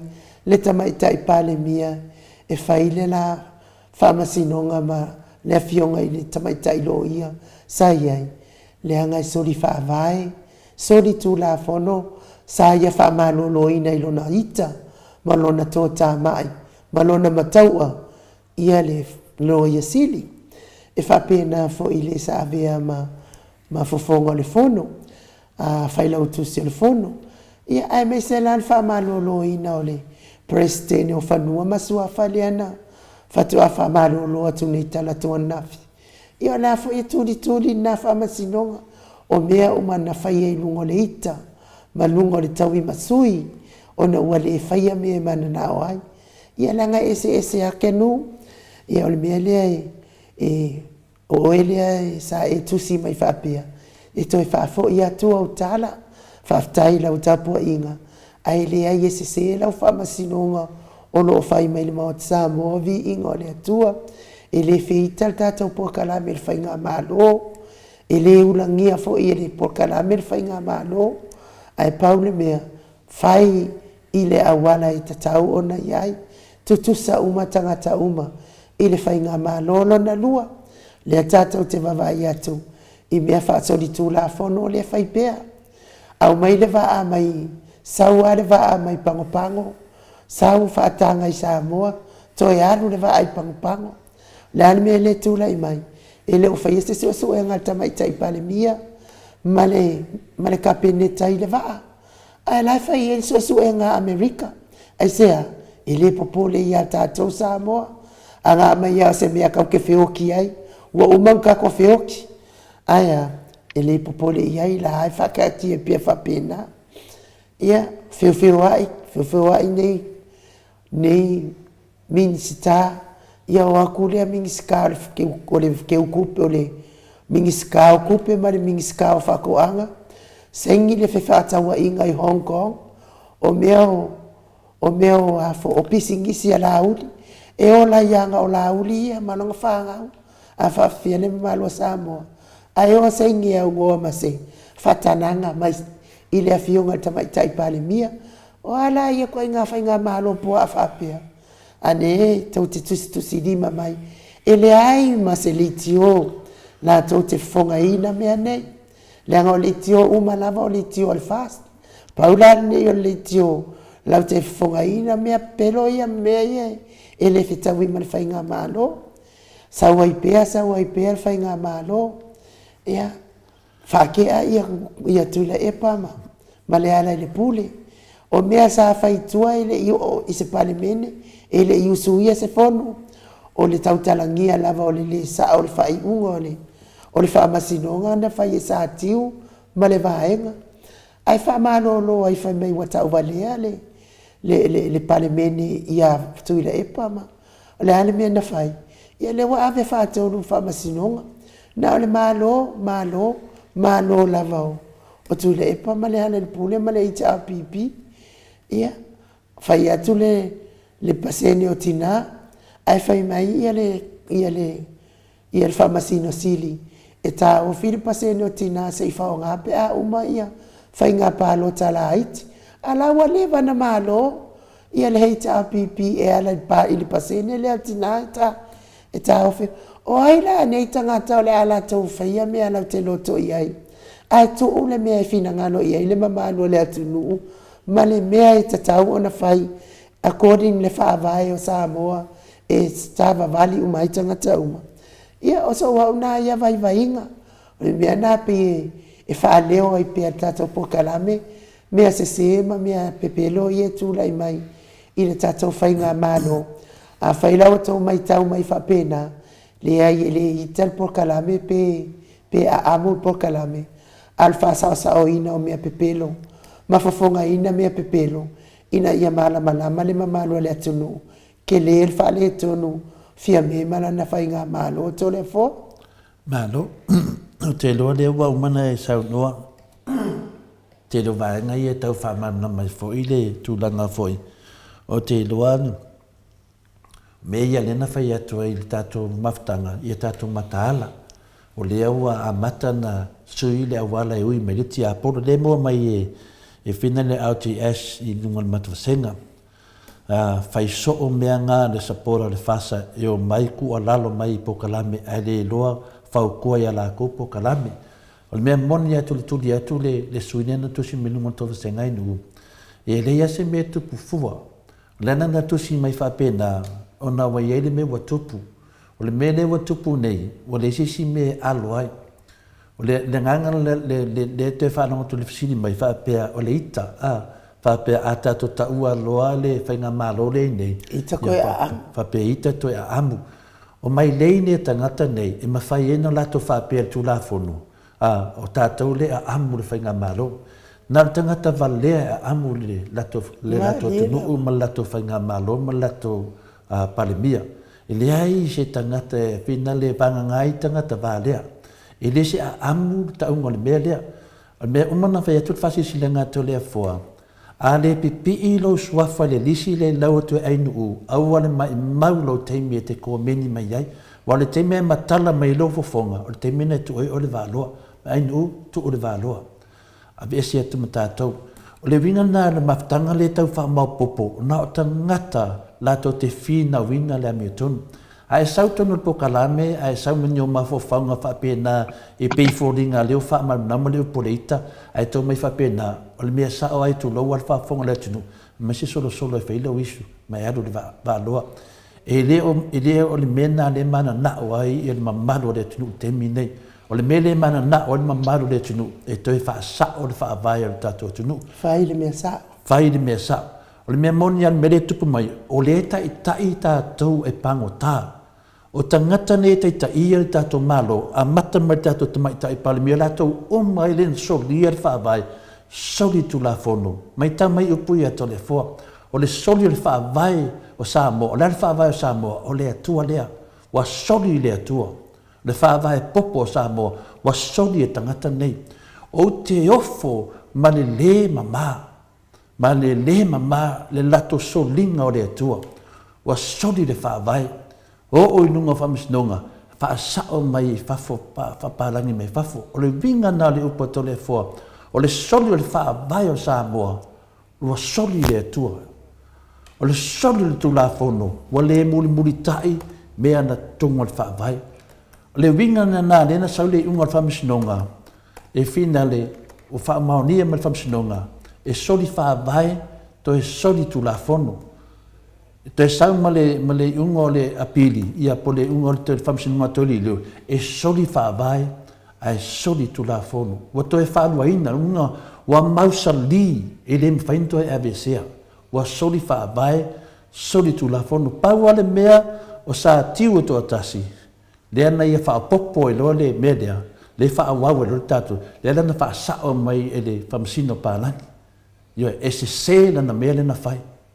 Le lau tātou wō se ia temi nei, le ua manino, le hala le na o tangata lani e te soli whaavae loa pe te soli tū la fono loa wa tau oe wa whaamaonia lo solongo inga oe al pangka ia o tangata la le te ta ia tato tunu tu laua o pangka ia malama tatou e leo se ita la tau mal mena e leo se ita o le wha malama ia malama tapua inga le tunu o lea e wha afoe le tato tunu e pangota na le pau tangata ia le to tono al panemene tatou e le a fia mene na le fionga te sili ma le vang fa fai le chapipi ai sea sa watu lava yalo mea le ana fa tau to ai to tono al panemene ala vanga le na fa tau to dalo le fale i o mea e le alo ia ne renga fai le vanga le mea fa aluma lumba ai sa mo le vai fafu to te fia fa longo na e fa matala mene mena na yai o to ia mai to te tua lalo mai ale pipi i lo so fai ia mai ma ale ko lalo i poka la me fasa e ke le fa ko ngua pe ke le ko lalo mai le patanga to le fo ele ai o le ita le to te tala no mai ele se ita ia mana manama ava pe fo e le ita le ingo me fa pio me fa la tua pela na sa no ai u ana nei me tonga na le ba to manama ia to loa le se senga o poka lamene nei o poka lamene nei moto sa movi ingo le tua o lo a fia i tupo le tunu o tu la toa le tunu o lo a fia i ta mamti na matua o a fia ile tele sunga i fa ngainga la tu o lo tu sa ili sa wala e mafai na fiso soani atu langa i le se malo na o le fasa le se ngal malo na fia mema la tu o le malo tatou malava o le tangata valea la tamu fai e tuuna na malo i lalo e le ai le o le fasa le tala no i ai le fa amalama i lato soli fa vai ma soli tu lafon ma e le tai marolo le maota sa movi ingo le tua e fa alangi se yo o ina uru fia i tonu lato loto mo lato nganga e se lato mele fai ma a fia toi ma le ao le tato malo ma tato fa msino sili a fia umma to hata ngata o le loa me fai tasia me tato te loa me fai o lunga langi i le tua lea o lea o le toe whaasao wa whaina le whina pa ia le tua te tono so tata tunu talo e tangata nei malato o whaiunga mea na whamarurua tu foi ia awa ko ke whika ia mato te leo whita ka po wo o te whanau an maramnama ia pero tali atu na inu atatano te sao se ki me oe ia whani mi e so whina ngalo ko le aso whina ngalo le tūlanga ia lesi me iai tato Whaptai atu le fo i le vaenga le tatu al wii whapea. I se manatu whaalia rawa i le mele na e sau no ne ia atu le fo. Ole whaarawe lavel na o le fina, mga le ia i teimi le nei. E le ia ma se si o whaalongo whaitau le tuspa ia ta talo i le anganga o le atua. E pisoa soa ni mai le tau whaatoa ina o le whale tonu le tula i mai. Pale tonu le tula i mai a mata mai lava i le amatanga o le nofo inga le nei. Lea ua o mai lava a toi tolu masina o le tausanga fau. Nga kolu leo kausanga. Ai le o mawhai o na whaatino ina i le ami o tonu mea umai le tato o tunu. Ona ua toso e lesi vaenga whamai e sa o lato. A o lea lava o lo tu mau lava le fionga le te siri le fionga ia le pule a meise foi o le pa ia me mau o lungo o le moto vinga o le tua le o lo tau mawhai e toi ina ia whaatu mau ina pea le tātou o tunu i le me masani ona sa wai whasa puru mo na tupu o tau ave le HRPP ia le whainga malo le tātou o tunu le lava sa toa mai lava le tau se i o mai lava le tai se i o mai lava i le nei po i tau po le lua fe lua se puritas ia le po i la to le forma anu te whalongo po i le tai au nei ia e se a po i le mata upu po i le a mai le a fionga le suipa le mia le fionga le ia valas le o whapea mai le itala no ina po i le mata upu le suenga i le stau titi le na maliwi i vaitele lea ele i lo ke a ngale makau pu papel lo le ia le kio ala le o fai foi se ia ile o fai na tala no ia ile fionga ile tama cha i lo ia sili le te mile nei o le lava e por loka lava ia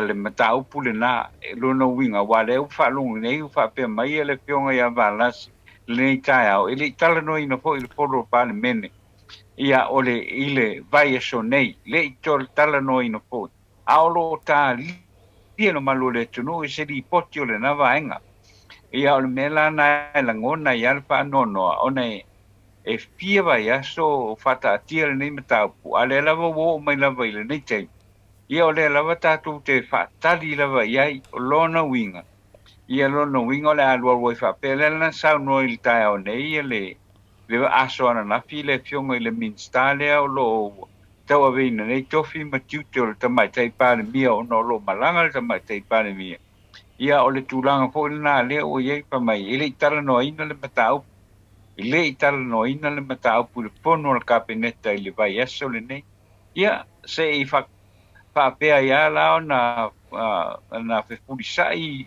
para o mamafa le nei matau o se matau fo ile ana sa o le saunoanga le sui pale mia le na pai le amatang tu ye le fa mo ia aton mo tato maua se apo se tonu le matau pule nei pe ia ono fa ia tu le usau no le fionga le sui pale mia le fionga ia vala si o fionga le o le fionga ia tuala le fionga ia tuala le sui pale mia ele o vala si ono le walu lo fa matalanga ho le ia vala si le fionga le sui pale mia o le fionga le sui pale mia o le fionga via vala si le o ia il temile nei le o ia il temile nei ono le fainga malanga ale apo il tamatai pale mia a le fionga ia vala si le o ia nei le sui tai le apo le sui pale mia o le tato malo le temile nei ile mole anga inga luma se to fo mai fo ile fionga ile sui pale mia tulanga le na le wa o lea o lo ia le matau pule na lo fionga lo fionga to le fo ai pe o inale ava tu se matau pu fo ile ona wa faia sina umitele o lo inga pole le si umile la tato fa tali fo ile fiole o le fionga le pale mia fo mai le na mala yo na to afailo le ia se tonu ile matau pule ile le matau pule ile a po ile maliwo o le tamaleo le universite o ifoio stamaleo o ifoio wa maliu ai e wila wile tato faia le nato no le tato ta dia pea ko ngoi o kwai lua family ma o uman pa inga o alua pea ia tulanga fa pea ho ile le o mauton wale tato tino le tulanga tau na yai le matau pula o le tulanga na le o lo yai le ia tatia mai le tato matau puman ka ko kilo e se o fai e singa leva ia le o ko sanga o ta ofi lava ia le suenga le wa nga mai le lu ko sanga le o ko sanga le la o le ko sanga o ka dia pe ia ripoti nei o le me foi le ia foi le tala foi le sa no foi le fionga le te sili sin por calame un vai atua justice denied o le justice le foi ala vai ia se fa iunga peila o le tulanga na wa tawana ia la wo fionga to le fo pe o se manatu na ia ile mata upule o lo tato tala no ina le nei tai au ile tuai tele o se fai unga tuai ona mai se fai unga o te lo wo leva na silopia o le sa ave tato le tato fisili ile vai aso na se vai tu nei ia le o mai fo ia ile vai aso ia le alu alta faunga ale a fo ile ia tamatei pale mia ian pontanga iwa ai o ia se tulanga po ile tilo ane ia pe wa e al tonu le wa fai an fa pe mai le al fa yung ava pe ole na io le alu ro fa yung la release ro fa yung fa ia al para bla io tulanga na le ro tu lai mai le te mia e o fai as fa yung ia se tau no mai le fiong te mate palmia to le forma la o fiong ai no le ni ko ta malo o te loa te tanoa le pesidi mai le matou senga o ai tatou sui palmia lo e nei wa o melea ta iai o fia mele tatou palmia tatou sui palmia tu ala pon fasio a fa mole po i po sui me ile au mai se ele au mai se a foi se fa mau ninga mai le official to mate palmia le te mileni ale sa ma wa mai sina tala le mai le afia na ina wa mai anga luanga fa pe o le fionga ia valas le wa ve nei ma sui pale mia o le tato tonu ia se to te liu mai ko ia le la to le am le la to le tai o le fionga tamate pale mia o le tulanga na le o lo ia latest na mai le ofisa ko ile e fa so mai ia ngā ruenga po i le tamatai palemia mai po ai le wa avea po i le wa o tulanga po le sa tauna tato ele iai se whaalinga aloa ia o le vaenga le sui inga na pau ale me le sa wa ia i le asoana nafi ia mai le vaenga le whaia le po i le press release al malo ia o le sui palemia le afionga ia valasi le minsta o tupe le minsta o i foi o soifua malolo ina ia na te suia ia le fionga le altamate palmi o roto se male tuno ono fontanga ia ile nei foi vai te mila o fionga tole po ma no malo ia o te dole o le talina tatou le au fafonga ia o le na la so nafi le na mai ele te finga le sa no mai la fionga le tatanoa ia o le sunga ia valasi por le fionga valasi ia leua sui palemia nei taimi le loa tatou na mea na o tatanoa lea mai Samoa e whamarurua tuai le sa o tou o tuala le tatou sui palemia le sa o maia ia o tou le whai mai lunga le tatou maftanga le sa ia ono le suinga le sa no mai a tatanoa te sa ia a tatanoa foi le avele tatou whatutuanga i Samoa le ala ua tau mai nei e yuse mea fona le aso nafi le loa tatou le mea na e mela lea ia fina lea tatou ia tatou whanongonongo i tatou sui mai Samoa ia e whapena le whapea e nofo tatou nei e tatou te o lei o atatanua te sa e le suinga na lei update mai tatou ni temi le loa rato le fua pe po le ale mafuaanga tulanga whapena ia ai temi nei ia le sa wan mato senga fina lea a tatano te sa fa mai na o whainga malo ka meki e mau ko nga whainga malo whapea o sui mai whapea o tūlanga whapea pia whapea o tūlanga nā rei ai o le mea moni a mar whamao ni a tatanoa e se tau wha umatoa whamtalanga le sau tatou talafou le nganga lea so mai ai a tangata whautua mai pe sa o le upu lea whapea o le amu le ai e whasau atu e le se amu a whapea to te fie loa le taunu unga le mere tau tale tole fua. Ia, le lau le leilea, e a watu e tole fua e ngale wha masino wha atasi ma le tato malo, ia si o kango e fofonga atu o lato luma. Le mea leo te whamataraina i aso uma lava ata tanua e talia e tole fua. Ia, a whapea o le mere to te mana nao ai. Ia, tala noa le malo e o mai le watu tole fua. E watu le tole fua e wha mahala manama i luma o lātou. Le mena nā le to te whai mai mento le, i e tō mahali li. I le mwhainto ave sea le ananga tau, a le maota sa movi ingo le tua, o le wha malamlama o le amio tono le tua, la fwoi lana whai le fionga pa ia le tua tai au. Langa o le tua e wha bai i sa moa, wa wha ina le tua, e watu wala upo le tua, e to e tali e tua, e le wha inga o lana whinangaro pa ia, i mea o whai e nei tangata, o ai nei tangata lato te whai ai li wha bai o le tunu. Pero talana ia te o tau i le to te talanoa mai. Tō te whiu e langi whia whamera o lo amamu, i le ai ma se amu. Nā le wha mālam la maina, lana me o tuaina watu to le fua. Ia pauanga, ngā le pauanga singa mea ko ke alo whanga ai, a mea moni a marwha maongi, a whai wa e mū, saulo re tūlea, a ua ke mū e nā wa e mwewhulaka, wa e kara lia e nā ata noa, pero tali atu nā marwha mamakina le tūlanga le tātou palemia, marsui palemia nei te mia, e le roa to le fua. Leo whamanama mar tātou tūstana me Samoa, inu e si mea, la tātou tarfou. O lai malanga umal palemia, marsui palemia. Ia. Ia le ala o i foi lalo sui palemia longa lua. ia uinga a foi malanga foi ia ma lasi ia ko foi le sui pale mia long kod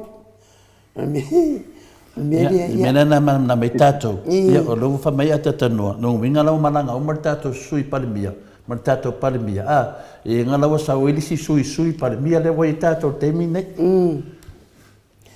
ia ai pa ia la ofionga tole foi le vanga le e o le tulanga le wa le foi na sau no menino ai le fionga ia valas o le wa matona fai foi ia le phone le wa fai foi le phone tanga le kapineta ma o le fai unga le kapineta ia le wa fai mai o le ali faia yesu enga i le teimile nei pe au mai foi ni le mai fa wa it's a bit confusion or confused like I mean ile matau pula o ale na fa pe mai la to mai le mai ale wo man fa sala lau i samo nei ela le aingi le mai fa fo ele la vola fa ye le o samo ye le suenga ia o le mali o le atali ile o le atali ile matau pula it's ele ala lo le ai swinga le wo fa ilunga ile il tamatai pale mia wole afia fo ia le fionga ia tuala o le apo o le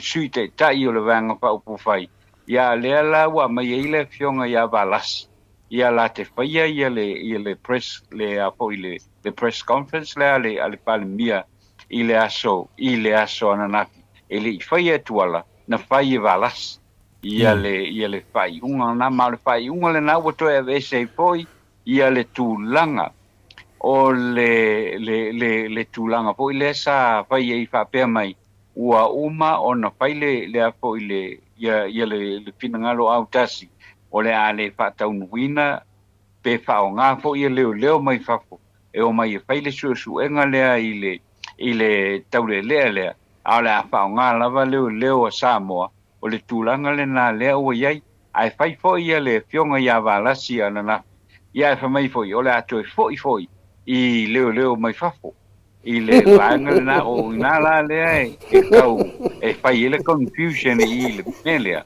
o pe ton mal mele o lo ia le su enga le pe fai fafo pe fai samone pe fai foi pe fai le pele ai foi ia le tulanga le o su enga le fai tonu samone ai pe o tulanga le na la ufionga to le forma no pe ona tau fa mama tu ia le vanga le teimile nei Mahalo le sau noa ta noa o le mele tau mai ai le kala pepelo ia ka pengeka e ngalo ala tau fa matalanga na fai ia le ala wo manu fai mai isi ele mana o mia leo mai faf ia le fo ko ala ia nga fo ia sui pale mia fo o fai mai fo ia mana o mia ia leo mai faf ala vai aso le wo mana angia i lunga ele te ena o leo mai faf longo winga o le ngei lava mea la ka ma fai lava e na nei mea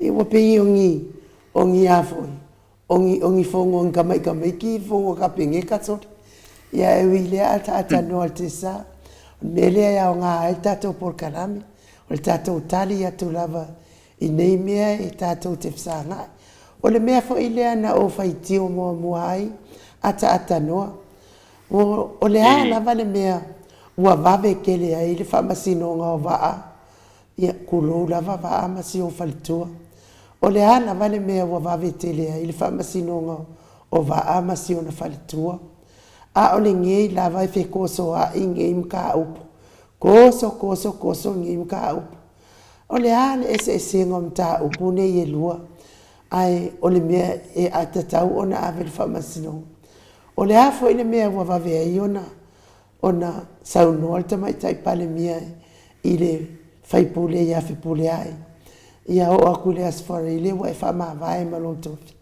ai se a lava la ai mo fai ai ona fai ia fipule ai se a ua le fai ai ia la uli a la ua fionga le ata noa le tesa o au faitionga na e lua o lo teno fo maa o i e iloa ai le failonga lanu ma le failonga tangata o tatau tangata e va ai maua lalo i le toa tele o tangata.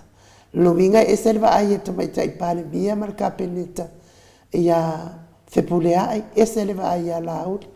E ese fo ile va ai al tamaita iloia sili male ma ofisa o leo anga ia va ama si ona faletua. Ese fo ile va ai anga ia fe pule ai mala uli male fau le ana la fau e mi milo le fasioti le maliwa i ole tamaititi le anga ia le hero tato pokala. O le mea la le au te matua i o uofo ai se le whapena an malo e whaavai le atua. E le whapena ia i ngei malo ia i New Zealand ma Australia e kukusa uma tangata uma pea o le tūlafon. Ai e se le mea le wa ia i whailonga lanu tangata e whaamuamua ngā tūlafon o tole fuama ata no. Mana ia le manatua amati malanga o ma, pa mai mati. A le avakua longi leo, avakuloha ue whai ma susu. Ka pena whai manatua a Julia Mauri, wa makwa o warawani ngungumi maka upu whai ngala au sori whawai ma sori kula whongo. Ioi, o manatu nan matu wasenga lea e finale whai mai le teimi nei. Ia o la tūlawa la ngona tūlai mai nei, finale le matu wasenga. Ia o le nganga finale o le matua ia nungi ia le tato mta upul temine ia tatanoa pa me fo ia lilo foto manu masalo le nau fa malo lolo wa pako ai musu e faido mai vai sa o le manato le matua senga masalo po ise me o tupu tato sui pale bia le nei ai ia fu le oso me va lasi o tato lo le ia va lasi e le se tangata finale o tato lo fo itasine tangata sa matua te e le fionga te sidi Maona manatu, o ia foi lea sa tai fono le. Ia afa pia tu langa le ietu na tangata lia me te taitato, te le ale whare tonu rai e tatu hatu nuu a tatanor te sa, o le mea mua fina le aise whailoa mai po whea tu langa lo i tatu sui palemia, o tonu o tatu kapeneta, o le tatu sui palemia e onga whaupunga lea, o lea la tuatu o loi sili, a la ave le wha mua malo, lea la wala to loa nei le mea watupu, ia fai atu pia on mene na whamatala atu. Wa sau nei ele mo le mau atau ofe. Kilo fulu vaenga e mau ai dola atou i. Le alau koe kau suere. Le alau ke ua wako ai waalasi. E mai fulu akau kau ai whanua waalasi i re keisi lea. Ai rei ai waalasi o le wori ia na whai whaupunga. E sa wai la ia. Se o liana sione. O pasi whaaporo la kapi kofi o le pale mengi. I le lima kausanga. O le ngengo fo inga. Uma pa ilea pasi ilea se so ia ia lo fitolona fa mai le loa po o nga le tato palemia ai nga e fai mai e o lao e malanga o le ngongo fulele e fai le kungu fio ai solo i nei palemia New Zealand ia se mea lava o le fai te unga nga le matu senga le mai lunga tato penga te fai langi le teimi nei o na lato nganga fai nale a tatano te sa o mokwango ngumia me la lem na mia e te le tatu wharaunongo le whionga te sili a mai e se tala sao a me se fo ia le hero ia la pule ma tatu professor ia afualo ia pero tu langana to e patu ia se manatu fuina le teimi nei o leua su esesi e kua e umane me uma o le to ia diani ma so fala o li lunga keisi le leua umbatu tuala leua oso tu ia va lasi ia mai uma a mai umai whafoia ia mista e mawai mai e saka ua me ia se tu o tangata lava e mawai le me le atoanga mne e sui pale mia noa ia whina toi susulu la ua lea mate a whina lea a tatanote sa e sui pale mia noa toi susulu ia ma le tamale o whale mawaenga le o ia le pata o tangata nei e silina o talitonu ai e tau tatala le whamaoni ia le vaenga lea e pare mia no se tasi o finale tamali nei to lofta ambau lo li ungo ne mita a me se ato susulu o te peti lava ya tu susulu e le va pea o le suia le mato i tu malo a o te peti finale o no te lole le fi nau me sa e o te talitonu ia mresunga ya finale ya lautimu ia tasina tangata na tu lai mai loa ali mai lona tamawhai re le tato atunu ia pero tu langa na ar tu lai mai lava la si ia woki a kore mea tatano te sa o te le lango inga sunga ia vala si mo tua au le lango ina o ia lea sa tu malosi o le wa fa pena i ona alu fa pe tato tunu ono sunga le ya valas e o te le fita tala te le ya valas ai o te loa e si vai pole ala nga kula e mai sui palemia se tau watu ia tu lalo a to susulu e tofi lo te mai tai palemia to susulu e sui palemia wa uma upu wa ole ia Cedric lea o te ngata o te tari tonu vai saulo ia to susulu pamatala uma to susulu aru malo mele kaunga alu oe kaunga marulo oe kaunga on mele oe ia uma upu ia vai fai ngofia nei mea ele ma fai nei tai un fatino a tata no te sa au te do le wala ka mai te me te ale te fai ngarenga ia sa no mai ia no sa no ang mul mai matato tarfo ia wale le ia te lo la tato anga i lo i tato tarfo wale nei tai ao la wo fionga telefo ma lo sunga nu o tato tarfo wale nei tai ao e wina tu le lango mai le sunga a Miti Edwards mo nali me le pone i Australia o de tofai a tiutio i nu ese a Paula Banks i a masina le Burton i Christchurch i New Zealand i a fata lofa tupo i a fangu la bisa i me le pone i Australia se tasio lango i a ele ngata po i lea i a le fionga i a valai Felice Ioane maona alo i Honolulu i Hawaii ia ma le fionga i mo le fioanga vai lele ia ma i poi male i pata i le nei po i tai ao.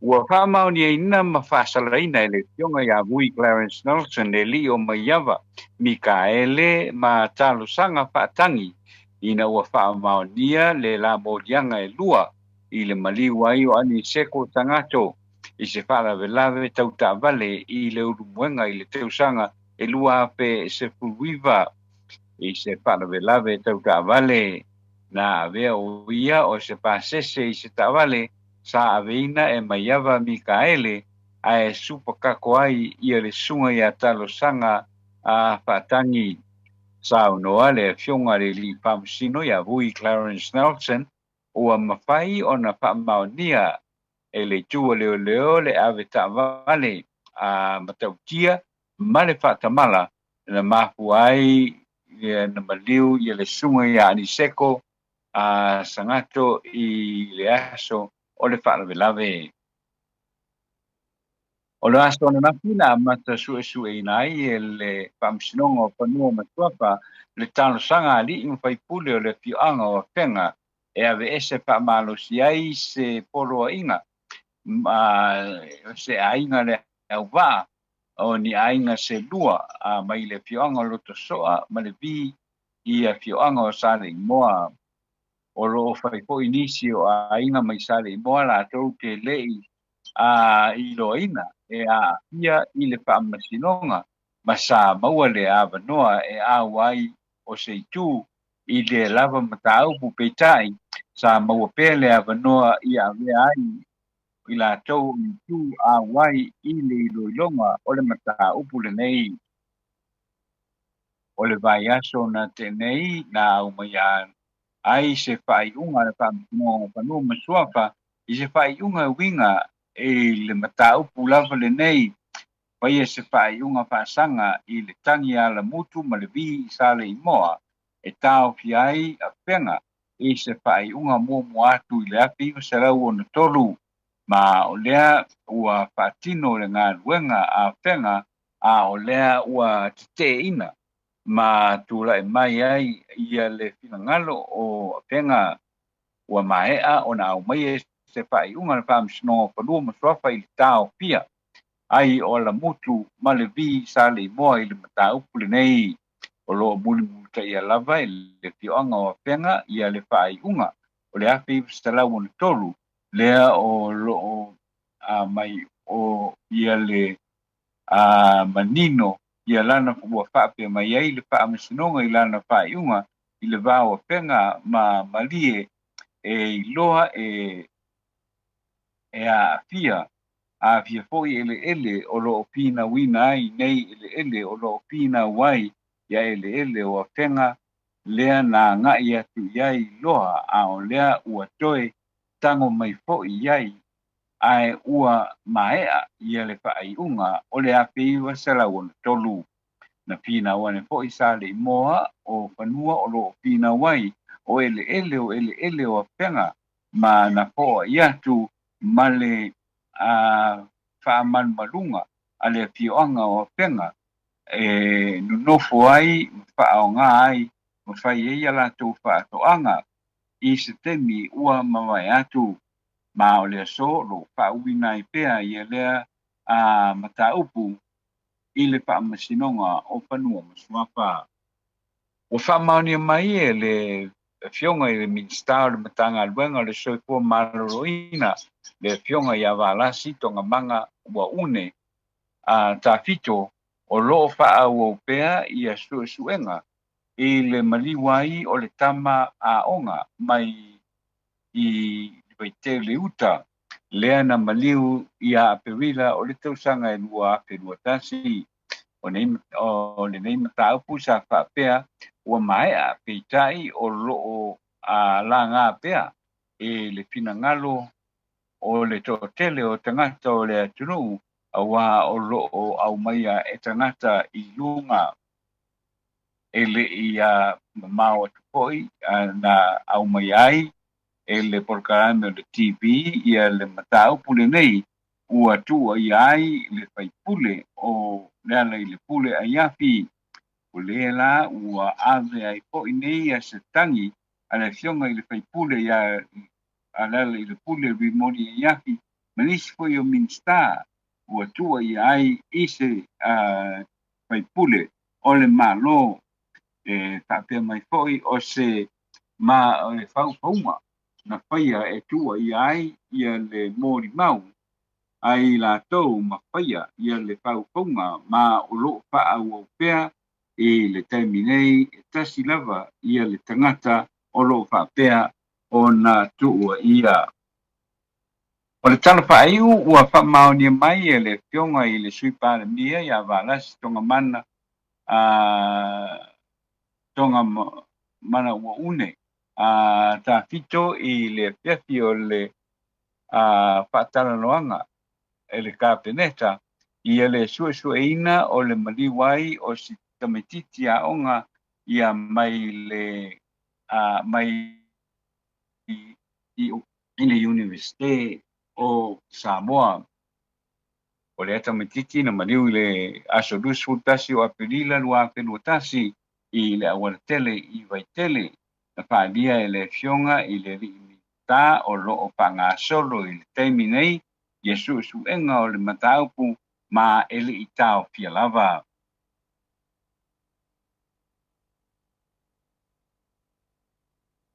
O tātou tala la ua mawhai o na tū pātsia le nei po i tai au whaakutai i le whaaponga mai o le amo atu i a seisi whaapoponga o le tala lea i le aso a tai au ai ia manu teleina ia pupuanga le tātou o tunou i le nei po i aso paso i po ia. Malo, taila mo fionga le ata noa te sa o no tātou telefoni i tai au longo whatutu i la whaafonga anga le malo le atunu au e sau noa i meo tupu le atupu tau tupu mai si o tātou malo whapelepele tau iene ia whamanu ia le atua i lo fionga le ata noa te sa ma ua pea lo malo si e wal whaawa wina o le tātou tātou telefoni mai Samoa tai foi mo le longo ina mai o le tātou atunu nei ia ua sui atu foi le tātou palemia lango le sui palemia anga ia balasi ia via le atua tala fo mai se tātou atunu ia vatia le taimi te fa soifua mai le malo le atunu tātou tau mama e tanoa alo whaptaia e lau fionga e anu ia whaptai foi mala vano molo nei tangata i le nei foi aso tātou maputa i le tātou porkalame o le aso o le tai au ena tai au a matai le tātou porkalame ma le fionga i le teitei siri le aso a tai au na pa'ua wei pea lea o le tātou porkalame ai unu whaptai tele molo ua vanoa ua tuina mai tātou maputa i le nei tai au tātou pai o lea tātou whailoa I fo I lea soa tai au pe ona masani ai mo le nei temi ia whapena ona whatoa whasoi whātu I whai e tele o le tātou o tuno mele tāpua inga mo le nei po I aso tātou se whale tonu foi wa whaponga mai ai le tātou o tuno le au onanga lofo ia lofa ma lafo inu le ai ngā ia le nei po I whasara launga I le nei po ia so e manatua ia manatua ia whapenano so swani pea ia le ngango le tua I o tātou o tunu I so stafo le nei la rangi I fuafuanga o lo o iaia o tātou anga I atu molkiri se masi o le nei po I tausanga e whaasoi po ia ai no manuia lava le nei aso. Malo whaftai ata noa ia tau mwhai mai lau kema e fia vai atu lo au lilei mai ia ai whaasoi fua ia ata noa ia o le tātou pokala mena mo nei aso ina ua tātou nule I tūla iwa I sini au se tālia. Whamanuia le atua le mato au tusi lungo apio fōlinga whapea fo I lungo le tātou YouTube ia me se le mafuta mai tono whalewhainga luengo nisi tapua I ngā mātua I maota malawa ia I le angalele I le atua whamanuia atu fo ia onofia na uma malea fionga ia sula te isi male no fuahalo I Hawaii pe a whai o whaafonga mai a ia manuia la vale ne ia so Samoa mai le maota Samoa vi ingo le atua I sini au se talia.